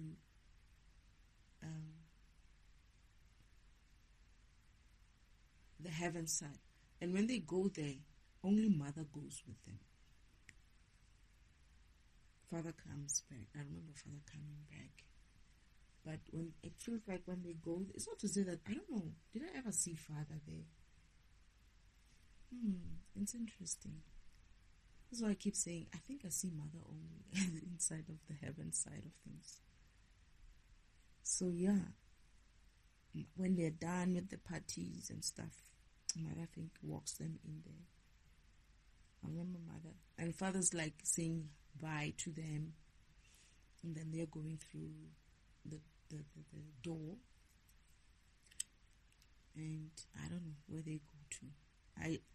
I know of two places I don't know whether they're going to recycle bin immediately, or I get the feeling that they're going to heaven. They wait their turn to be also recycled or something. So yeah, that's Mother. Is there anything else that I remember or I should remember about Mother?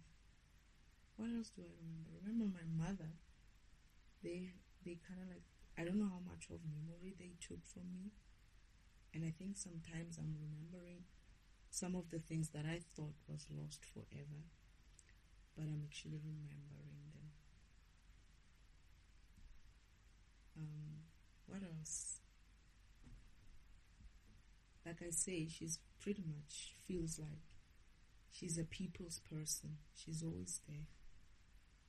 It's like when she entered recycle bin, as much it was like,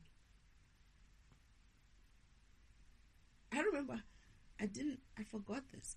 When we entered the recycle bin, you don't see beings, right? You don't see their physical being, their avatars. You only feel the energy, right, swirling around the place in those pastel, beautiful, different colors. The pinks, the bluish, the yellows, pastel-y kind of energy swirling all over the place. And there's voices. When she entered, everybody was like, Eloher, Eloher, Eloher, Eloher, Eloher, Eloher. Like, she greets them, hi. And then she speaks to them, but you don't see them. You just see this energy. But she just stands there. She speaks to them and she says something. Oh, I just heard my son. They want to tell her about what they heard that their children on earth are doing and all of that. And then it's like, oh, like things like my son has a son or something like that, like a child or something. And my mother's saying something like, congratulations, or something like that. It is like that in heaven. People know who are in heaven or who are dead. They know about what you're going through here on earth. They remember you. And then they kind of like, she then senses that they're kind of like quiet and looking at something. And then she remembers that I'm there with her. And she's like, oh, this is Destiny. They're like, hi, Destiny. I'm like, hi. Like, I don't see anybody, but I just sense them, right? And I can sense different energies as well, but you don't see them. It's just, but for some reason, Mother knows where to stand to speak to someone. I don't know how she perceives them, but I just see a lot of beautiful pink, mixed kind of pastel, kind of rainbowish kind of colors. Yeah, that's what I saw. But yeah, she's known. She goes somewhere and everybody's like, Eloher. Same as Father. It's just that Father is a different Elohim. It's either there's that level of like Elohim respect kind of way for Mother as well, but Mother feels more gentler. Like they see her so much that she's part of the community in a way. Father's like he visits every once in a while if he manages to get out of his office or his mission plannings, his creative kind of world doing creation kind of things. Feels like that. But for Eloher, she's like out and about and everybody knows her.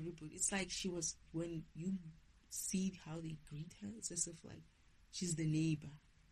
She feels like, that neighborly woman who's always like everywhere in the community, everybody knows her. She's that way. She's that kind of mother who's like always having a listening ear kind of a person. That's how Mother feels. This is what I'm saying. Like she's kind of like she feels like a mother and a grandmother in the same space, in the same time. And everybody knows her. Everybody's like, it's like they saw her yesterday. It's almost like that. It's almost like, oh, Eloher, like, it's almost like she's so much in their lives, in the spiritual environment. I saw her as well when how she manages the sacred timeline trek. This is where I saw her running like an African woman, like an African woman grandmother or mother or something like that, when she's running after you. Whenever you fall on the track or something happens to the track, on the sacred timeline track, and she has to come and help you, you should see how she's like, she senses it, right? She's not seeing you in that way. She just stands up and be like, okay, and then she goes off rushing. And I'm like, where's Mother rushing off to? She's always rushing off to someone. And you should see how she goes, like, I don't know how to explain it. She, the arms, the way the arms move from left to right, and like how she's running. Like, I don't know how to explain it. People who've seen all the traditional rural kind of women, when they are running, with the way they run with their arms bent and like going left, right, like, I don't know how to call it, what to say, but I think people will kind of like having a picture. Just picture that old grandmother in a rural type of area trying to rush after something or someone. Same way, that's how she runs, and then she will be running after you there at the track, and then she'll come over. How she's so sweet and kind of like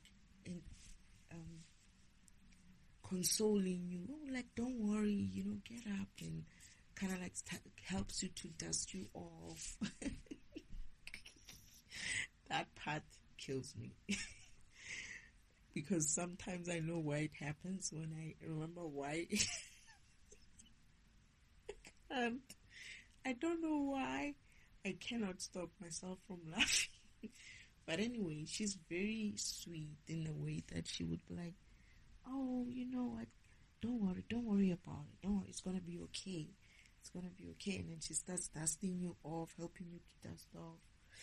And then she helps you to she holds you. She's holding you. She's helping you get in your cart, and and she's like in behind your cart, and she pushes you. She pushes your cart. She gives it a start, a good start. Because you fell not because of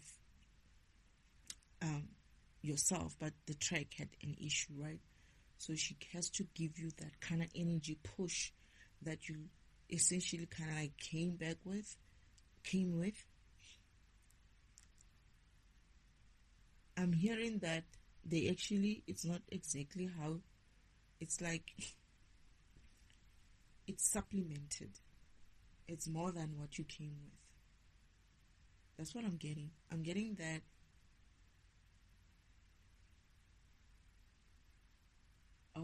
it's like it gives you even a boost. So Uncle Oldman is not doing you. Uncle Oldman, that is the devil's doing you a favor. Hey, the devil sometimes. He's doing you a favor when he trips you there. Because what you essentially get when you're there, as much as you would be coming with your own energy, when mother and father pushes you, gives you like a push start, they're going to give you your energy back and then some. As in like, I'm keep getting, they not reverse, but they kind of like, whatever energy that was stolen from you, they give it back to you. And sort of like, kind of, I don't understand it, Father. Are you giving this person more energy, double the energy? Are you reversing it from where it was stolen from? Oh no. I'm hearing that they're just doubling it, but it's almost like a gift or a reward from the universe. It's like they just give you another energy. Your other energy is going to be reversed. The devil will still need to. It's not the same as when you fall, right? When you fall, it's not the same when you get stuck on that track because of you did something in this physical world. Yourself. Isn't like you got tripped in the physical as well. It's more like you got tripped in the spiritual world by that track itself wasn't right. It's like a technical glitch. That's why. But if it was like your issue, right, they still help you up, push you. They still help you and push you through your spiritual. They still give you a boost, but yeah, it's not. But in this instance, they're giving you a boost because,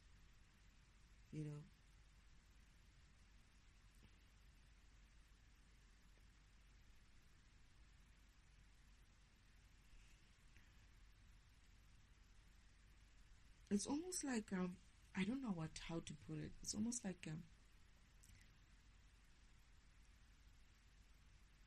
encouragement, a boost. It's like it's your energy that you lost by stopping there, and also another boost, a surge, a little bit of a surged energy to boost you to go forward.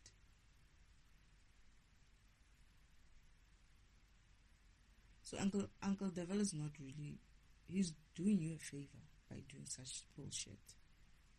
Is that why you guys keep saying that they're gonna realize that they actually put you up for success? That's what Father's saying, that they're gonna realize that the shit that they were doing to me, they actually put me up for success. They don't realize it, but they're actually putting me, they're boosting me, they're giving me, every time they stop me, I'm getting a boost from the universe.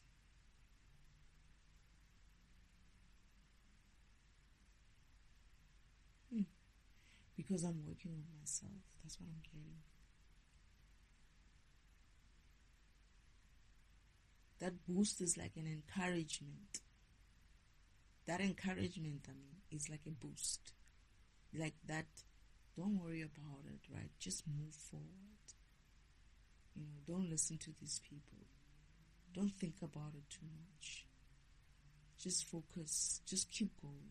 Keep going. Cheer up. That energy of cheer up. Don't worry about it. That they instill in you while they're like dusting you off and helping you get back on your track in your cart and pushing you. It's that extra heavenly, godly energy to say, don't worry about it. Don't worry about him. Don't worry about them. Cheer up, Just cheer up and keep moving, keep going. Like they tried with me, and I'll be like, I'm still upset.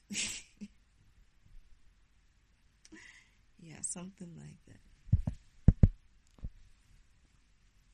Oh, okay. And what else? What else do I remember about Mother? I like that scene. That's one of my favorite scenes about Mother. How she runs to your rescue. It's like, and I'll be like, where is she going?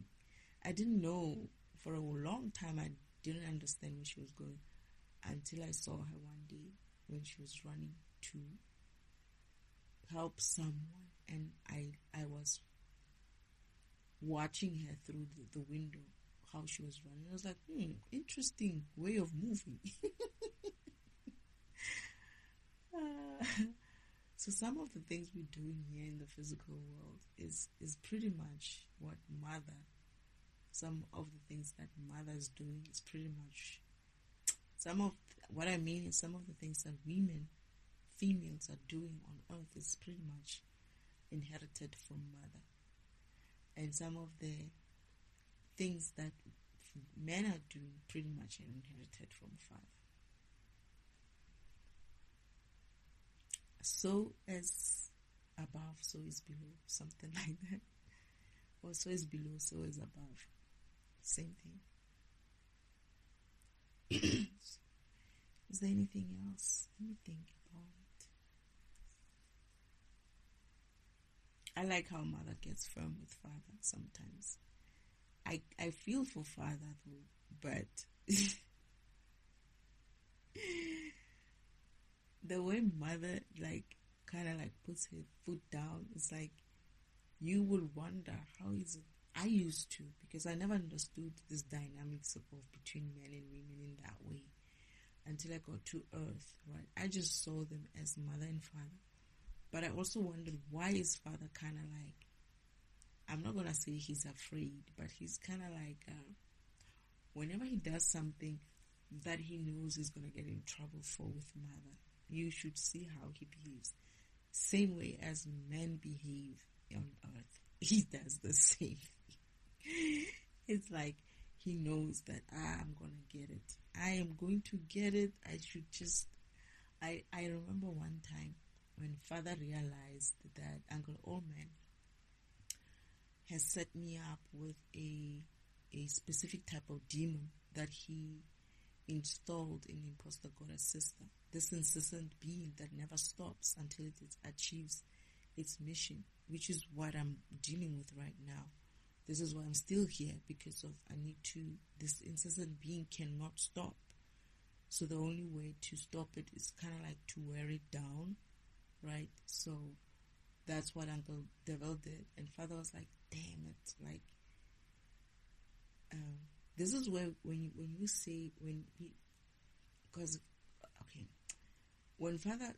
Uncle Oldman, that is the devil, told my father, yeah, we will see how she fares. I am not installed. He didn't use the word installed, but it's exactly that. he said, I have, is it infested? I don't know what word he used, but essentially he has given imposter God a sister, right? That demon, so that she never gives up on the mission, on her mission, until she breaks me down. That's basically what he said. Father was like, damn it, right? And he held his head, and I was like, what is it? And he's like, I might have, I'm sorry. He said, I'm sorry, my daughter, but I might have put you in danger. And I was like, why? What is it? And it's like, your uncle has given your sister this demon, incessant demon. I was like, what is that? He's like, this demon, I created it because of, I needed to run a test on certain things, right? And in order for me to gauge its powers, I needed a demon project in order for it to kind of like continue running until it achieves that mission or something like that. So I created this demon. And I was like, why would you create something like that? You know? I was like, what? Like, the way he described it, I was like, why the hell would you create something like that? And he's like, no, I needed it for, it's like, it's not a bad, it's a demon. It's not a bad program. If it's used right, it does what it's supposed to be doing. However, in this instance, if it's landing in the wrong hands, like Uncle Devil's hands, it can be used in a way that, like he used it, in a way that it would be kind of like bad for me, right, or for whoever. And this is why we're saying that demon programs are not bad programs, but again, how you use them is what will determine whether it's used in a bad way or in a good way. And Uncle Omen took something that was meant to, I don't remember what it was testing. It was testing some program. It was helping. It's almost like Father felt like, I can't keep running there and switching this thing on every time, right? Let me write a program quickly that will just keep going on and on and on and on until that specific program does what it needs to do, because I needed to reach a certain level. That's what Father was trying to do with it. And it works, and it's efficient. And this is why Father was like, shit, I might have like put you in danger, because he knows the power of this demon program, right? And I was like, so is there a way to stop it? It's like, no. It doesn't stop. It just keeps going and going and going and going, because it's not written to stop. And I was like, why would you create something like that? I was shocked. And then he said to me, and I said to him, so you'll find a way though of stopping it. It's like, yeah, I don't know. But and I said to him, I had to encourage him, because I felt like, you know what, this I'm in trouble. And I said to Father, if there's anyone who can find a solution, it's you. I know you'll find a solution. And then he looks at me, he's like, yeah, you know what, let me go and work on it, right? Immediately. But then as he leaves me, you know, in the window there, my mother standing at the window looking at us, and her face is cross. Like you can see she's up, she's like, her face is like angry. And I look at my father, he's like, you can see him turning white. It's like he just realized that Mother has been listening to all of this conversation.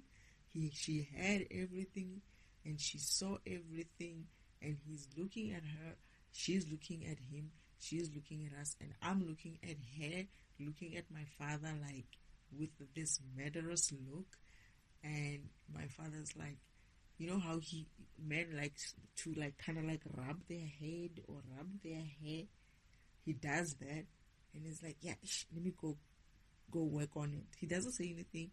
He just says, okay, yeah, let me go and start working on it quickly. But instead of taking the shortest route, right, which is where Mother is, we are right there next to the kitchen window, right? Father decides that he's going to take the wrong route and go around the house and use a different entrance. And I'm like, where are you going? It's like, yeah, I'm going to go over there first. I want to check something. And I'm looking at him and I'm looking at Mother, and I can sense that Father's in trouble. And I said to Mother, don't worry, Mother. Father will find a solution, because I could see that she was not happy. She was not happy. But the way Father just went and took another route the other side, that was, now it didn't make sense when I was in heaven as a child. It didn't. It was a weird behavior for me. It's like, oh, why do I feel like my father's afraid of my mother this time? And why is my mother so cross with him? I know she's worried. I knew that she was worried for me, right? And I could sense that she was angry with Father for doing this because she didn't want it in the first place, right? This whole game of between him and my uncle, the devil, right? And then I could sense that. But it was also an odd behavior to see them relate to each other that way. I was just learning it as well. I was just absorbing it as a child. It's like, interesting. Mother's able to make Father feel like he needs to take a different route. That was funny. Anyway, he took a different route to go around the house. And I'm like, wait, where are you going? Only when I'm on earth, I realize when I'm going through my awakening and I remember the scene because I had to remember it for some part of my awakening. I realized how mother and father are just so alike. Any mother and father, most mothers and fathers that is on earth. And I realized that family dynamic or that love or relationship dynamic is still the same, even in heaven, between God, the creator, and God, the architect as well. That's kind of fun.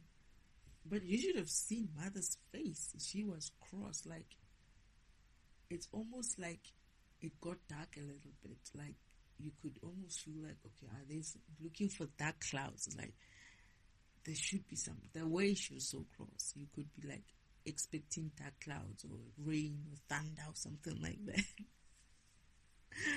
I can't understand why Father walked the other way. Oh, these guys.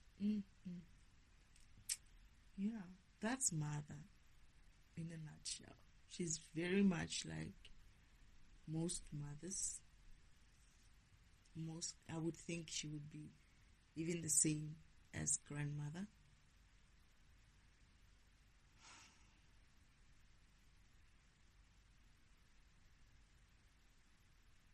I get that she's possessive as well. I don't know why that is coming up, but they're saying that as well.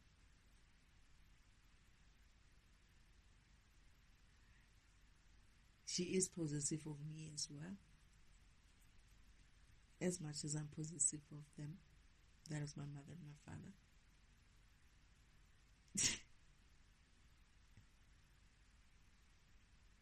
I remember also the way she looked at me. I remember a scene when I was just born and I was in a cot. My mother was putting me to sleep and swinging the swinging cots kind of a thing. And I'm remote watching the scene.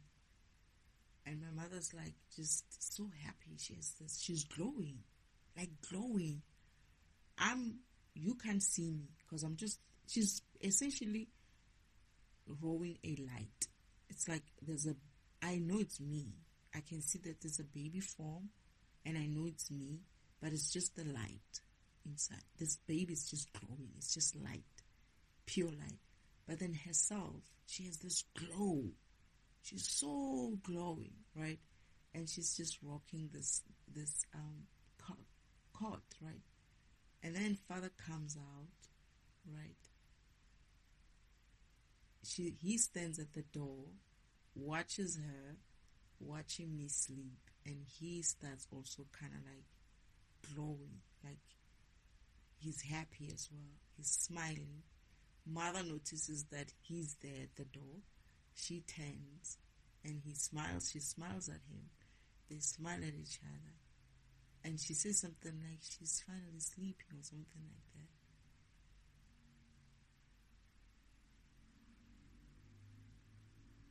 Something about me being like father or something like that.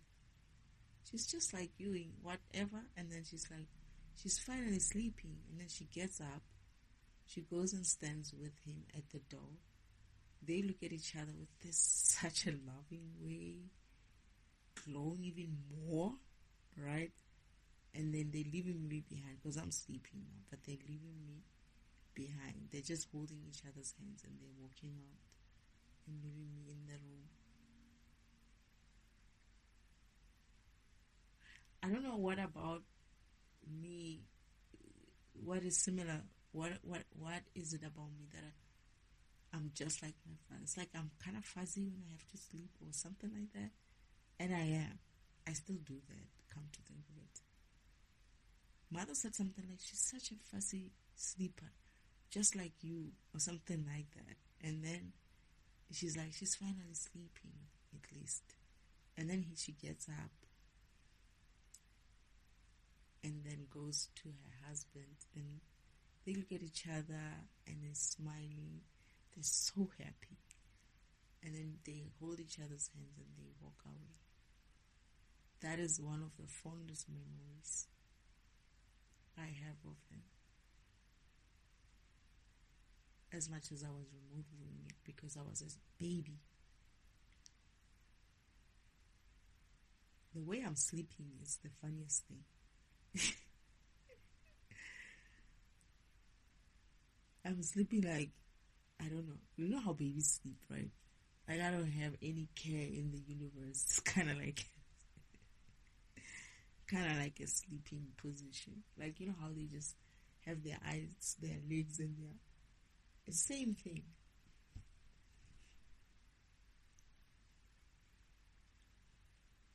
Yeah, but I remember how my mother was glowing. She was glowing. As much as I was a light, right? As much as I was a light myself in that car, glowing. Just a pure light glowing. It's almost like a ball of light just glowing inside there. And my mother is just watching this glowing light. But when you look deeper, you can see that this ballish kind of thing, it actually has a form of a baby. The way she's glowing is what caught my eyes. Like, oh my goodness, she's glowing. Like, I could sense even the love that was flowing from her. Like, it was as if like she was kind of like channeling that energy towards me, just flowing into me, like I needed to be even more light. But that's what I got from her. And I remember looking at that scene and looking at how she just keeps glowing and glowing and glowing. But then when father comes in, he comes in, okay, and then he stands there and watches his wife glowing like that. And he starts glowing and glowing and glowing and glowing. It's just this glowing. It's just that's getting so bright in that room, right? And like you can sense as well the amount of love that is between the two of them. It's like she's channeling her love towards me. He's channeling his love towards her. And it's just this beautiful thing.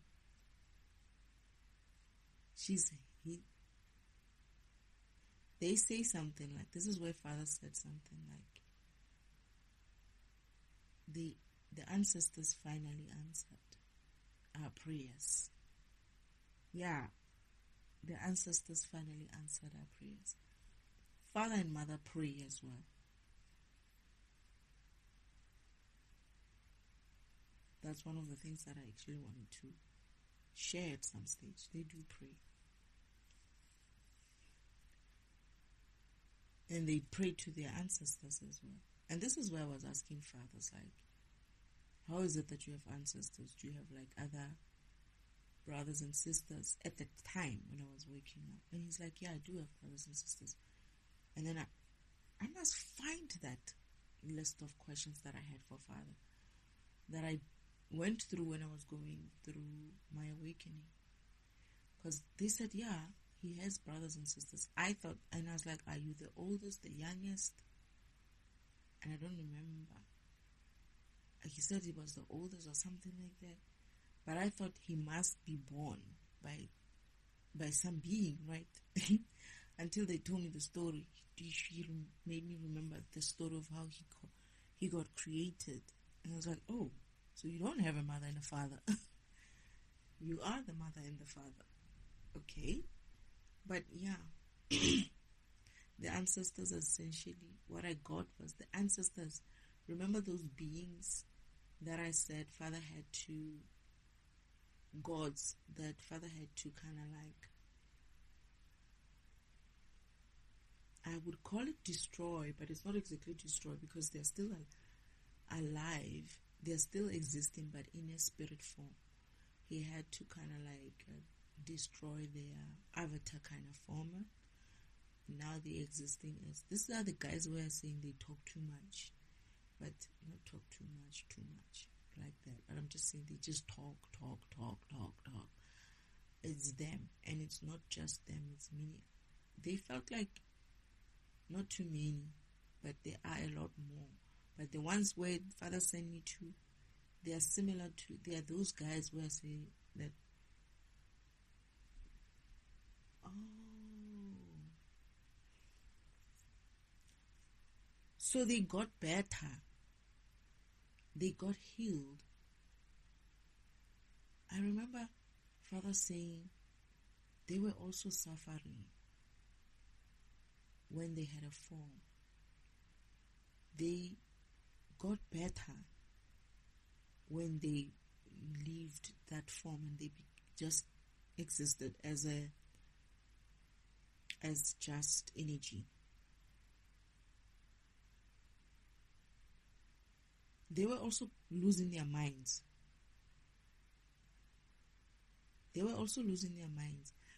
And I remember that father said something like they were grateful for him to do that. They know that it was difficult for him to make that decision, but they were grateful that he eventually kind of like, they loved being who they are as just ancestors because they were not right when they had a form, but they loved being who they are. Oh my goodness, they talk a lot. I talk a lot, but they talk a lot. Yo.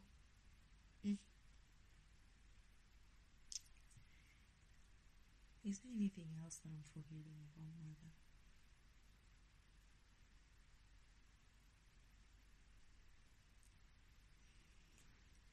The other thing that I remember is how jealous my imposter goddess sister was towards my mother. I feel like I kept telling her, I think she doesn't like me. She hates me. And I think she hates me more because of I am Eloher's daughter. It's almost like my uncle has an issue with my father.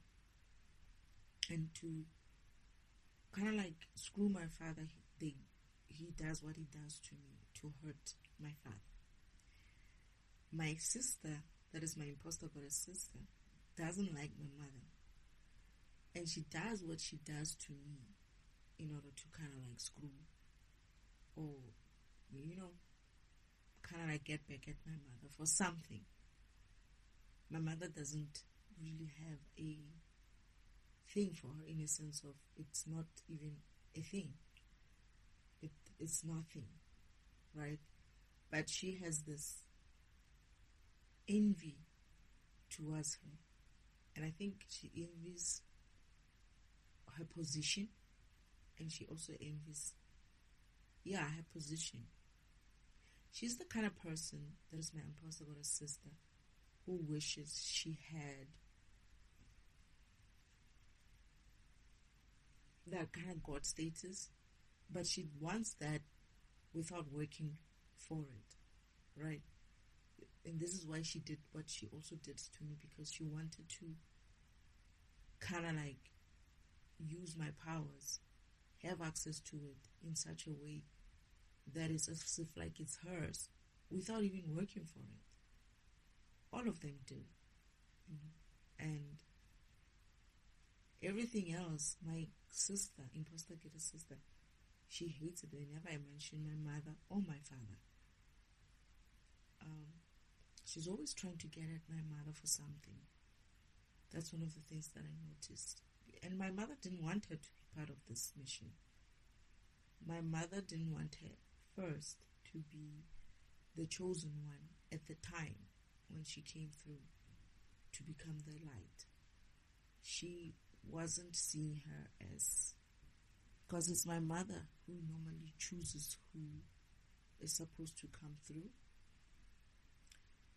But father had to said they should give my imposter goddess sister a chance. And mother wasn't like sold on it, but she agreed eventually. And otherwise she was proved right. So maybe that's why she doesn't like my mother. I don't know. And yeah. And I'm going to say this. I know it sounds petty, but my mother is beautiful. She's beautiful. Imposter goddess sister's mother is beautiful. Phew. She is a beautiful woman.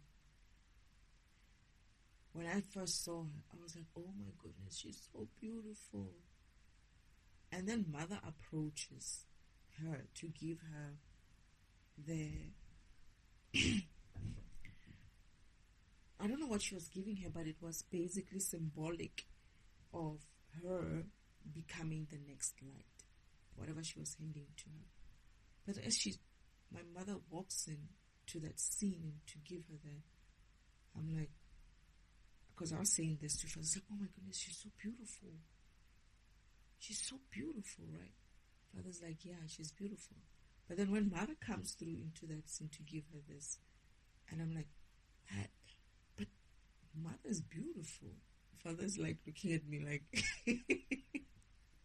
like, wait a minute. You just said she's beautiful, but I'm looking at my mother and I'm like, but mother's beautiful. Like, I said the same thing twice, but it meant different things. It's like, at the time when I was in heaven, I don't know these things of someone can be more beautiful than the other person. And that vibration doesn't even exist in there, right? But it's like it's there. When you see it, you just know that it's not even about one being more beautiful than the other. It's just that you when they say beauty is in the eyes of the beholder, but at the same time, it's like these two women are beautiful. But when it comes to my mother, when I saw her against my mother or next to my mother, I was like, yeah, she's beautiful, but my mother is beautiful. I don't care what you say. I don't give a crap as if you say that's low vibrational. I will be as low vibrational as I need to in this kind of topic. She's beautiful. She's really beautiful. It's not taking anything away from Pastor Goddess sister's mother. She is also beautiful. But it's almost like you don't have to take away the beauty from the other one in order for the other one to be beautiful. They are just beautiful in a different way. But yeah, my mother is beautiful. That's the thing. She is, for me,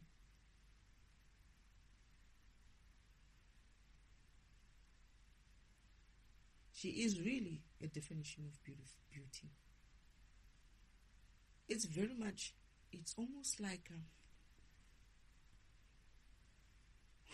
when people say people are naturally beautiful, they're not talking about, they don't know what they're talking about. She is nature. She's Mother Nature. She's just beauty, all our beauties, all combined in that woman, in my mother's face. That's what you see. It's like Asian, African, Indian, like white, or Caucasian, if you want to call it that way. People, some Italian kind of way. It's like when you look at her face, you see various faces. You see various ethnicity flowing. It's just in a state of flowing. You can't tell what she looks like. Her beauty is fluid. It moves. It changes. I remember one time she was looking like so Asian. And then as I'm looking at her, she's changing again. And then I'm looking at her, she's changing again. And for me to stop that change, I kind of like went for her face and I stopped. I held her face in my small palms, right, on her cheeks. I just held her cheeks and I'm like, stop moving. Like out in my head, I'm like, I just want to see your beauty in one state. And she just kept changing and changing. Like I felt like I could try to, if I held her face, I could try to stop her beauty from moving from one state to the other. That's what it felt like. It was like, wait, hold on, I'm still enjoying the last one. Why are you moving so fast? It's like it's just changing. She's like Asian. She's Chinese. She's just flowing and flowing. And I'm like, wait. I'm just holding her cheeks, trying to stop that beauty from moving to the next one and the next one and the next one. That's how fluid it is. She's beautiful. She's beautiful.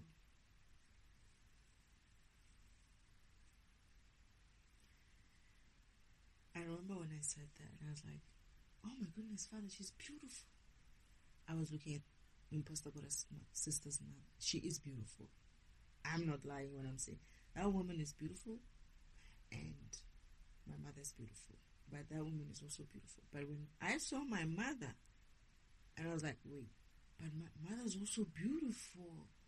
Father's looking at me like, which one? Like, isn't like, he knows what I'm talking about. He's like, yeah, I know what you're talking about, but can you make up your mind? Between the two? Yeah, I can. Mother's beautiful. She was like almost in a sense of, the other woman is more like, she's a part of her. Her beauty, right, is a part of mother's beauty. Just a part of mother's beauty. And mother's just encompassing all kind of beauty in every woman in the world out there.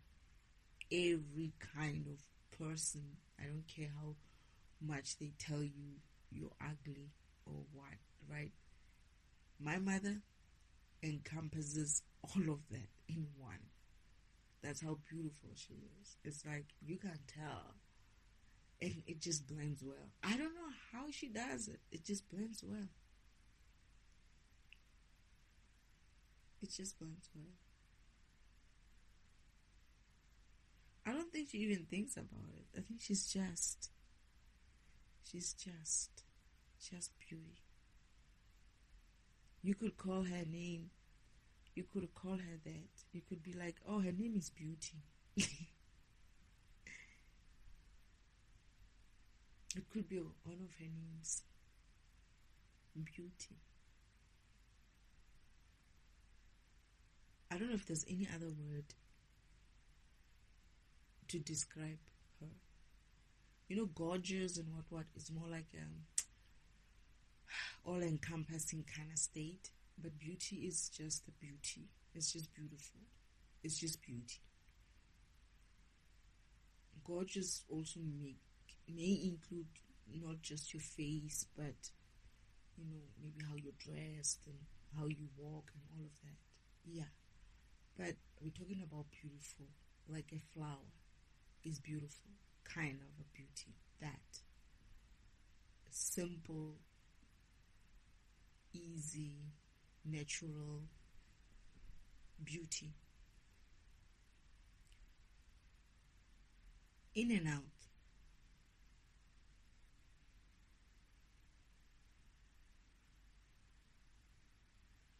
Is there anything else I remember about my mother?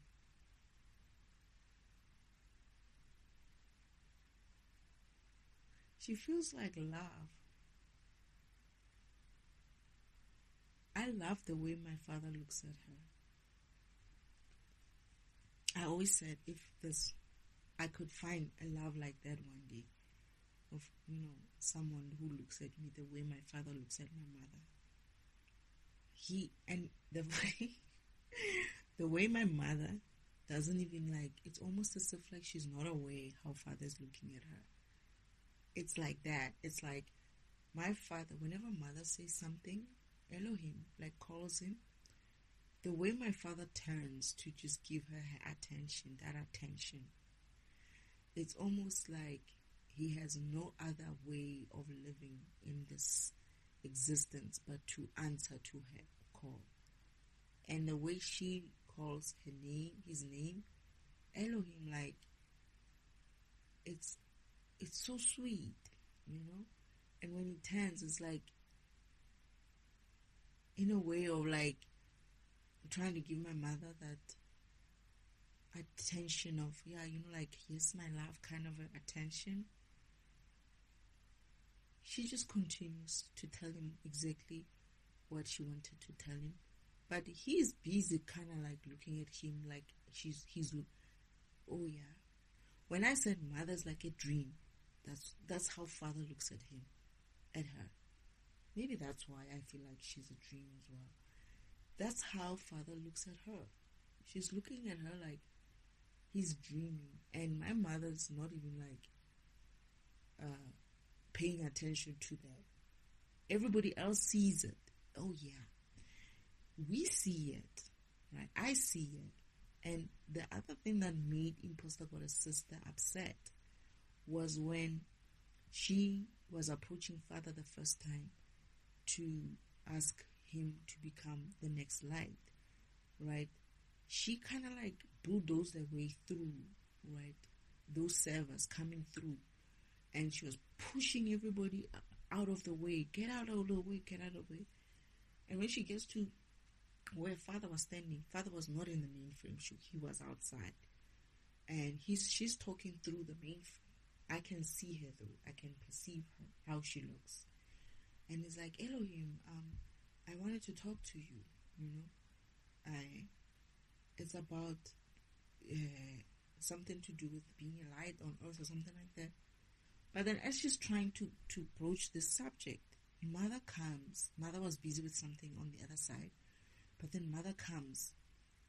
She's not aware of her in a way, or she is, but I don't know what's going on there in the sense of my mother. Oh, she's not aware. My mother called my father from somewhere, and then she comes through. She's wanting to say something to my father. But how my father turns away from Imposter Goddess sisters, I don't know what she was saying to him. She was basically trying to broach the subject about becoming the next light. But my father immediately turns away from her and listens to his wife, right? And he is giving that attention, but it's not a normal attention. The way he was looking at her, this is how I saw her. Because I remember smiling. I remember being like, oh, but then when I turned, this woman's face is changing and becoming all evil and all of that. And I'm like, wait, what is this? Who you? I'm kind of getting in that mode of, who's this one? Why are you looking at my mother like that? In my head, I'm kind of asking myself, why is she looking at giving that look to my mother, right? But then my mother's not paying attention to her. She can see her, but there's some emergency of some kind that my mother wants to discuss with father. But then father's busy looking at her my dream. What do you want to tell me, my dream? kind of like look. This woman, this imposter goddess sister, is looking at my father and how he reacts to this woman that is my mother. And she starts getting jealous right there. That's where the jealousy came from. And she started changing her face and being angry, kind of. And I'm like, wait, excuse me, why are you? Because now I am being shown a vision of what happened, right? But then I'm also noticing in that vision this woman's face, and father's like wanting me to see that as well, to pick that up. And I was like, excuse me, is she looking at my mother like that? Is she looking at my mother cross-eyed like that? I was like, excuse me, I was already like, yeah, I'm anyway, that's how my mother looks like, a dream. I don't know how to explain it. A beautiful dream. Yeah, maybe that explains her. And my father looks at her that way. And I looked at her the same way. When I look at her, when we pay attention to her face, she doesn't look like, not like much, but she doesn't look a certain way when you like interacting with her until you really look at her face and try to see her. And it's as if like that beauty just starts radiating just because of you paying attention to her face. And this is where you feel like, oh, like you're floating, but then you want to hold that dream in place, because every face she gets is beautiful. It's more beautiful than the last one and the last one. And you just want to stop it and be like, can I just enjoy this face at least before you move on to the next one? It's that way. I don't know what father was thinking when he created her like that. But yeah, he looks at her that way. And that's how my first time noticing that my imposter goddess sister has an issue with my mother. That's how I noticed that. She didn't like the way my father was giving that kind of attention to her, and how he wasn't even like hiding how he's looking at his lovely, beautiful, dreamy wife.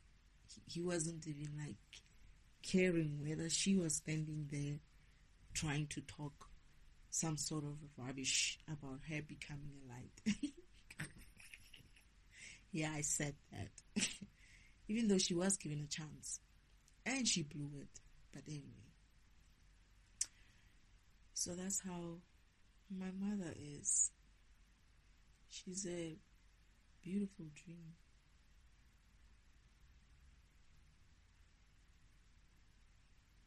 She's beautiful.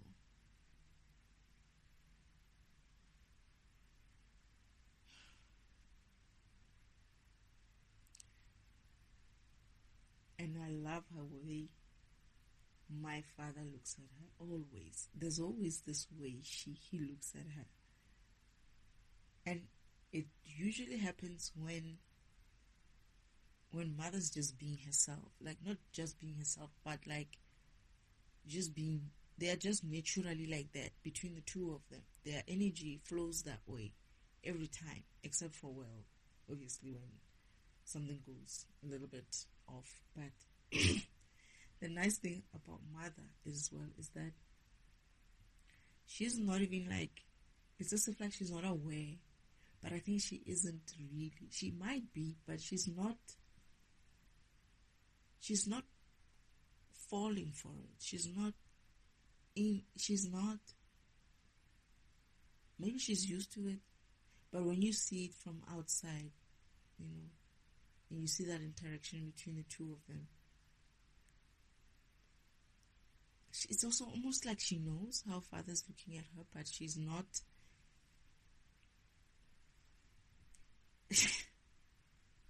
I don't know. She's not necessarily going to like say something about it or do something about it. She just basks in it in a way, in a subtle way. And she just continues with what she wanted to say, but he just looks like, oh, my dream. I'm like, wow. I'm looking at him and I'm like, yeah. Somebody else would be like, this is my sister. And Pastor Goda's sister would be like, can you just stop it already? That kind of look. That's how Father looks at her. I don't know about her other children.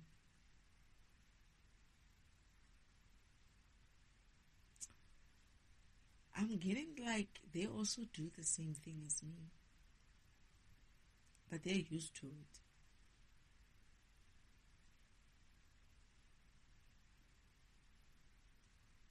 I don't know. I have this vision of I'm trying to bring this vision forward. I think one of my brothers and they were looking at her like that when they talked to her. My older brother was looking at her like that. Like the way Father looks at her. Funny, it was the funniest thing about it is that because of he's older and he's taller, I was kind of confused as to why is my brother looking at my mother like the way my father's looking at my mother. Yeah, shit like that happens. And but it wasn't like in that way. It's more like you cannot help yourself but look at her that way. It's like I looked at her like that as well, like a beautiful dream. And Father also does the same thing. But the funniest thing is when you're looking at it from a perspective of a child looking at her mother like that, but then now he's the older son, right? Or one of the older sons. And they're laughing about it. My father's kind of like laughing about it. He's not... At home, they don't see it as the way a human being would see it. As like, how can you look at your mother with that look? It's that my mother, you can't help it. You can't help yourself, even when you're a woman. If you look at her in that way, you're going to see her like that. You're going to see the beautiful dream that I'm talking about. You're going to, I guess, fall in love with her in that way. It's like, oh, you just want to like, oh. Is that a burden for you, mother? Because, I mean, I remember that. And this is the scene, right? My mother is coming through the door. A door. This is where my brothers and sisters usually hang out. She's coming through the door. She's looking for someone. One of her... he's not the oldest, but his older sons, comes forward, says something to her, right? And when he says something to her, I think he wanted to say something to talk to her about something. Mother's like, yes. And then he's like, I'm looking for so and so. And he's like, yeah, he's what somewhere. But then I wanted to ask you about this and this.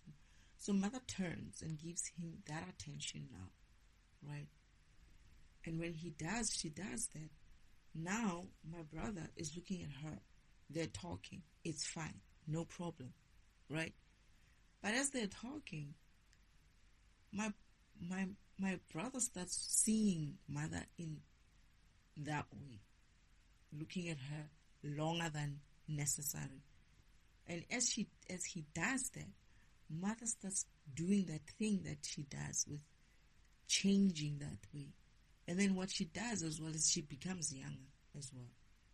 She responds to that kind of a look and attention in that way. Except for father though. Except when she's with father. No, she does with father. If you look at her too long and you look at that beauty in that way, she starts responding to it. She's designed that way. She starts responding to that energy that you're giving her as well. And I remember they were laughing. And her children are like, hey, mother, you can't look at mother for too long. And they're laughing at my brothers like, he's feeling like...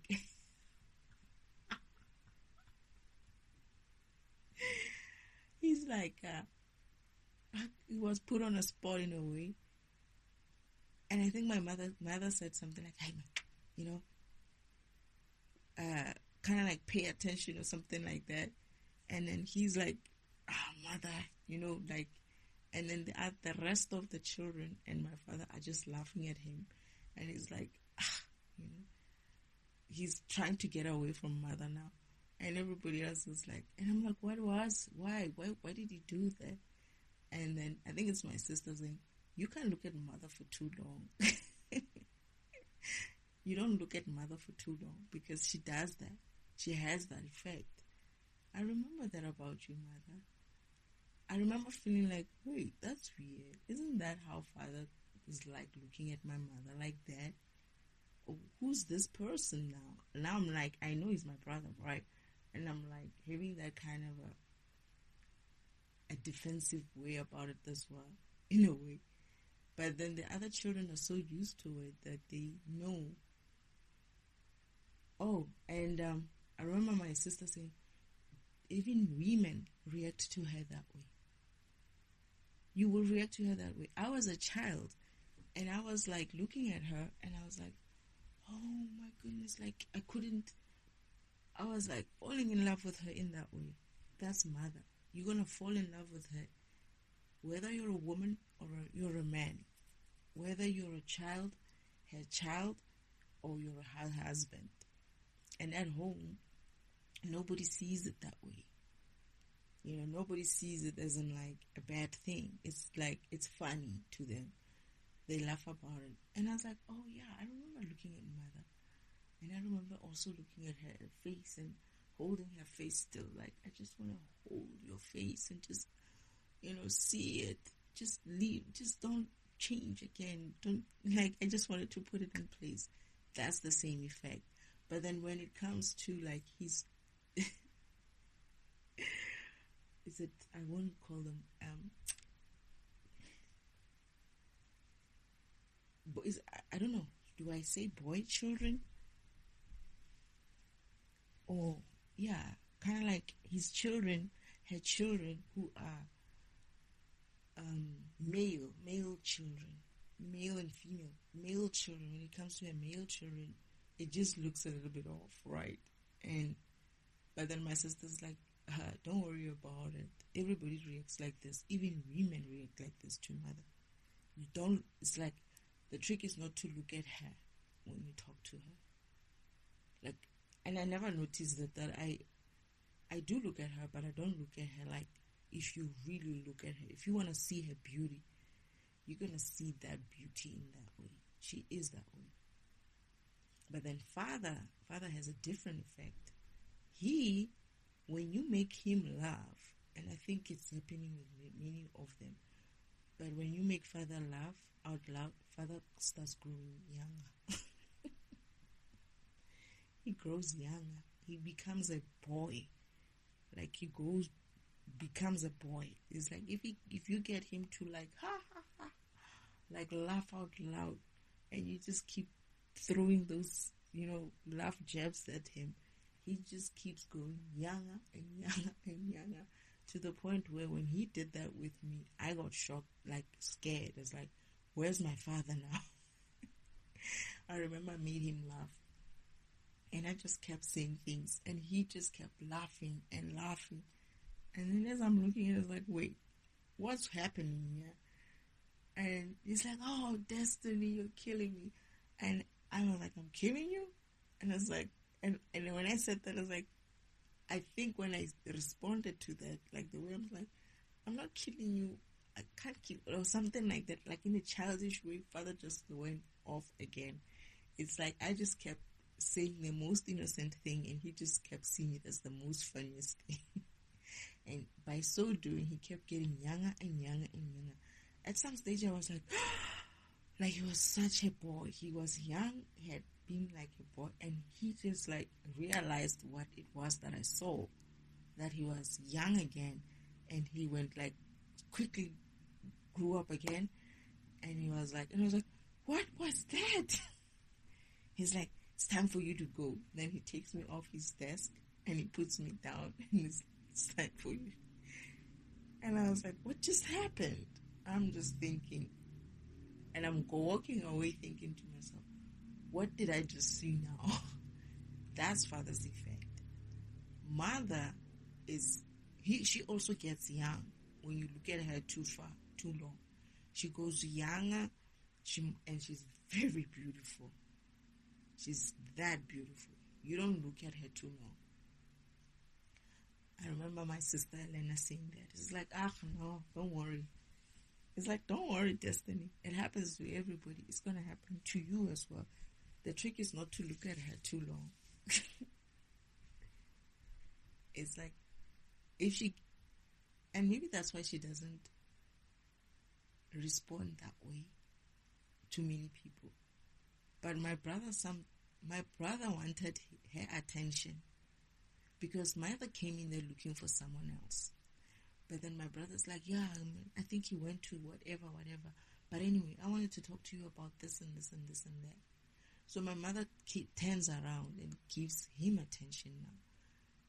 And he's like, would you tell him that I was looking for him? And she's like, yeah. But then he continues. Then mother turns and then gives him attention. But then after a while, it's like mother starts doing her beauty, dreamy, magic thing. And my brother starts looking like he's falling in love with my mother. And I'm like, wait, what the heck is going on there? Right? And then they start laughing. They all start laughing. And my brother's like feeling so shy that he just did that. And he's like, mother. And then mother just smiles. I remember she just smiles. And she says that's how she is. They're like, no, she's like that with everybody. And it's like everybody falls in love with mother. I don't know how you create your wife to be like that. Father, sometimes some of these ideas he has.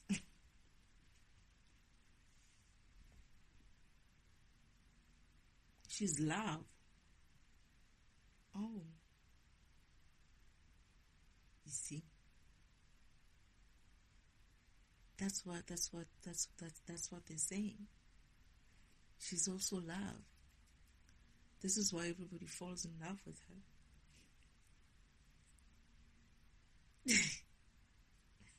It doesn't look bad when you're a child, right? But then, even when you're older, it doesn't. It's just because of she goes young as well. She grows. It's like how you see her will get her to be.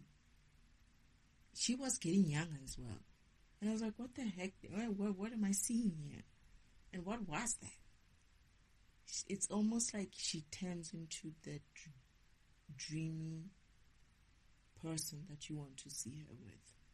Like you want to see for yourself. But with Father, it's a different thing because he looks at her that way, but she's keeping the same form. She's not changing in front of us. With Father does. When Father looks at her like that dreamy way, she doesn't change that way. But when somebody else looks at her that way, she changes that way. Like when I was looking at her that way, she was changing right in front of my eyes, and she was really getting younger. But not in a young, but more in a younger woman with a child. Because I saw her as mommy or mother kind of a way. So she would go to that level of mother only. But if you're like 18 and you're looking at her, that's what I'm understanding. If you're like 18 and you're looking at her too long, you're going to see kind of like your level of her. That is, she's going to translate herself into your level of her. It's kind of weird, mother. But it's still so beautiful. It's beautiful. This is why I was wondering why I see my mother sometimes young, and in other visions I see her very young, and in other visions I see her the same as my mother, my older mother. She does look older than not much older, but she is older than, you can sense that she's older than us, just like you can sense Father's older than all of us. However, it's like,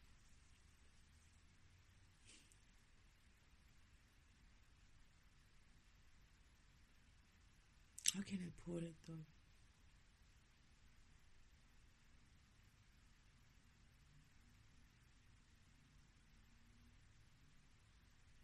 I guess if when she's with her husband, they are like similar to each other in a way. But I guess if you were to put her with younger women, she would be in that younger person, in that younger woman thing. It's so funny. And I get that my brother always gets into that trouble. Like, my brother forgets to. He forgets not to kind of look at. I remember he was feeling so bad, right? They were all laughing at him. And he was like so frustrated. It was like, mother. I remember him sitting down and be like, he couldn't talk to her anymore. Mother's like smiling, like, what am I supposed to do with it? Anyway.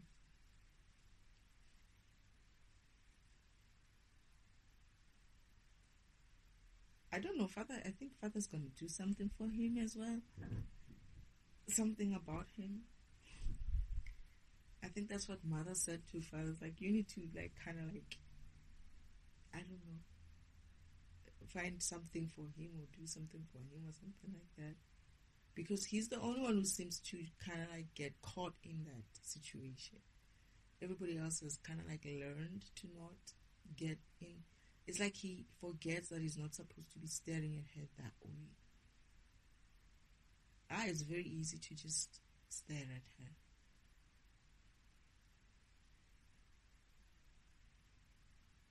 What else about my mother?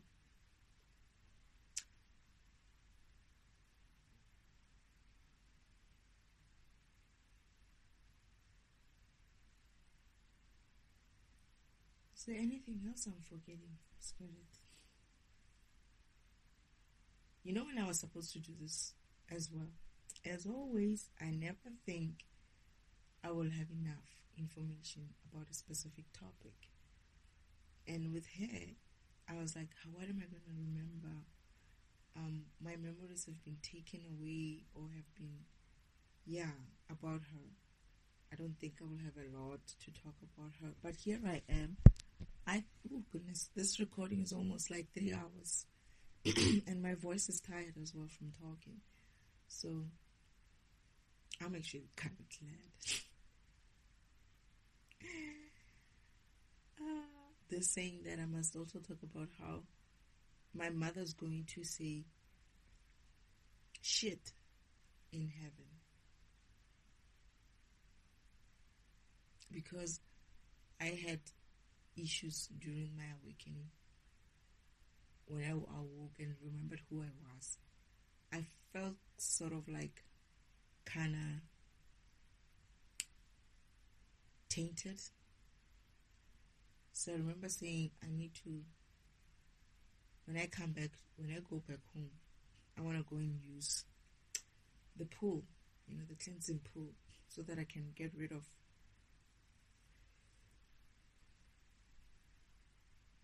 sorry, I'm yawning. So that I can get rid of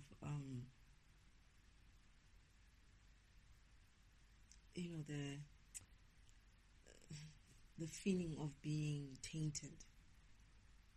And I remember my mother saying I shouldn't be taking this so seriously. It's not about that.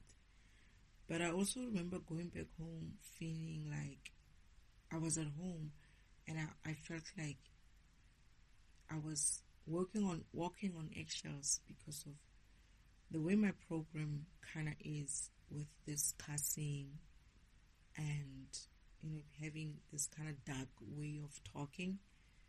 I remember feeling like I have to watch what I say when I'm in heaven.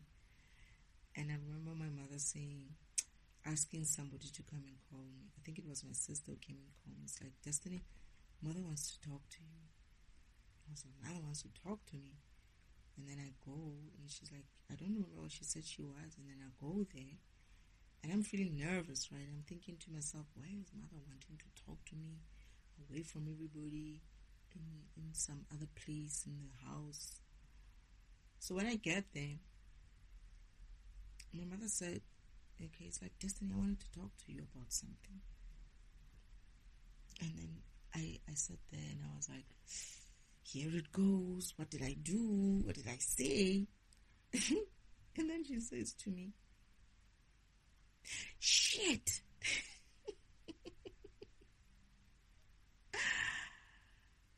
I was like, and then I'm looking around as in like, did anybody else hear that? And then she smiles. And I think she said it the second time. It's like, shit. I was like, you can't say that. And she's like, I don't want you to be walking around here feeling like you can't be yourself. Because she sensed that I wasn't myself. I wasn't relaxed. I was tiptoeing around everything about myself. And she told me to relax and just be. She wasn't saying exactly that I should go around there in heaven and cussing, but she said I must relax. If it's come out, if it comes out, it comes out. It's not a big deal. She wanted to show me that I can say that in that kind of environment, then nothing will happen. But also it still felt like it will only come out if something happens and I have to be like, shit. But the environment that I was in is not kind of an environment that brings out that kind of side of my problem, because it's very high vibrational. There's hardly a chance for me to. There would be, but there's probably going to be less and less chances of me getting into a situation where I'm hearing that it's just dark side. It's just my dark side. It's not a problem. It's just my dark side. It's not low vibrational. It's just that it's a dark way of talking. And I should be fine. I'm fine. I shouldn't be worried about such things. So yeah, that's my mother. I'm good. Even in my cussing way. She still loves me even if I'm like this. And I can sense her love. I love you too, mother. You know that, right? Here's the thing. Whenever I say I love you to my father, right, my mother comes up. Whenever I say I love you to my mother, my father comes up. It's almost like I can say it to either one of them and the other one kind of like feels it. It's almost like they're the same person. It's almost like,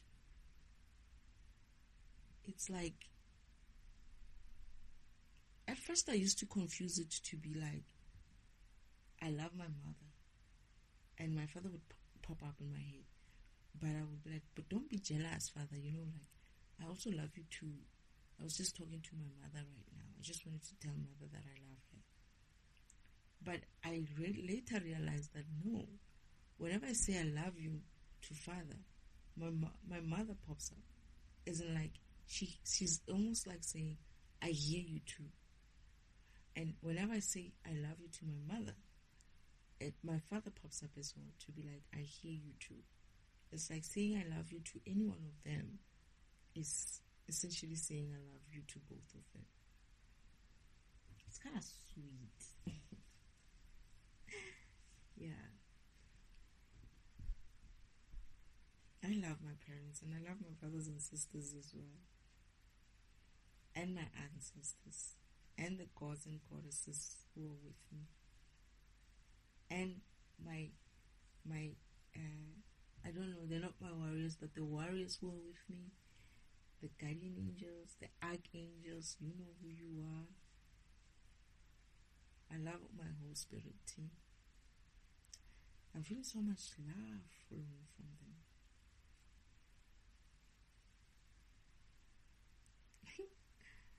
It's kind of funny. This is a very long recording. Mother, this could be the longest recording. Is there anything else, Spirit, about Mother that I'm forgetting?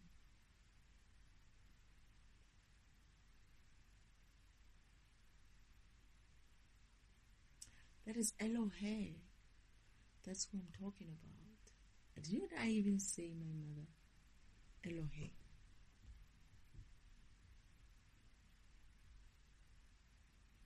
I never spoke about my mother so much. Even my father, though. My father, I guess I speak about him whenever I speak about many other topics. But specifically to my mother, no. About my mother, I mean. Not really.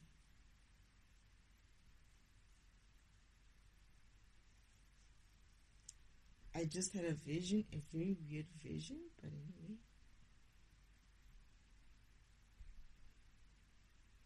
I don't know why I would have that kind of vision. And I'm awake. Who's that child you're showing me?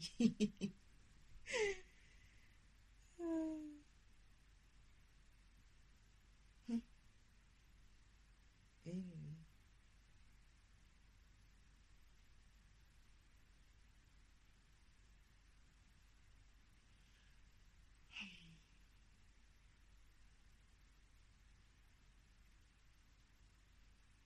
Oh shoot. Anyway, I think this is it. I'm getting another vision of something else now, but it has nothing to do with this, I think.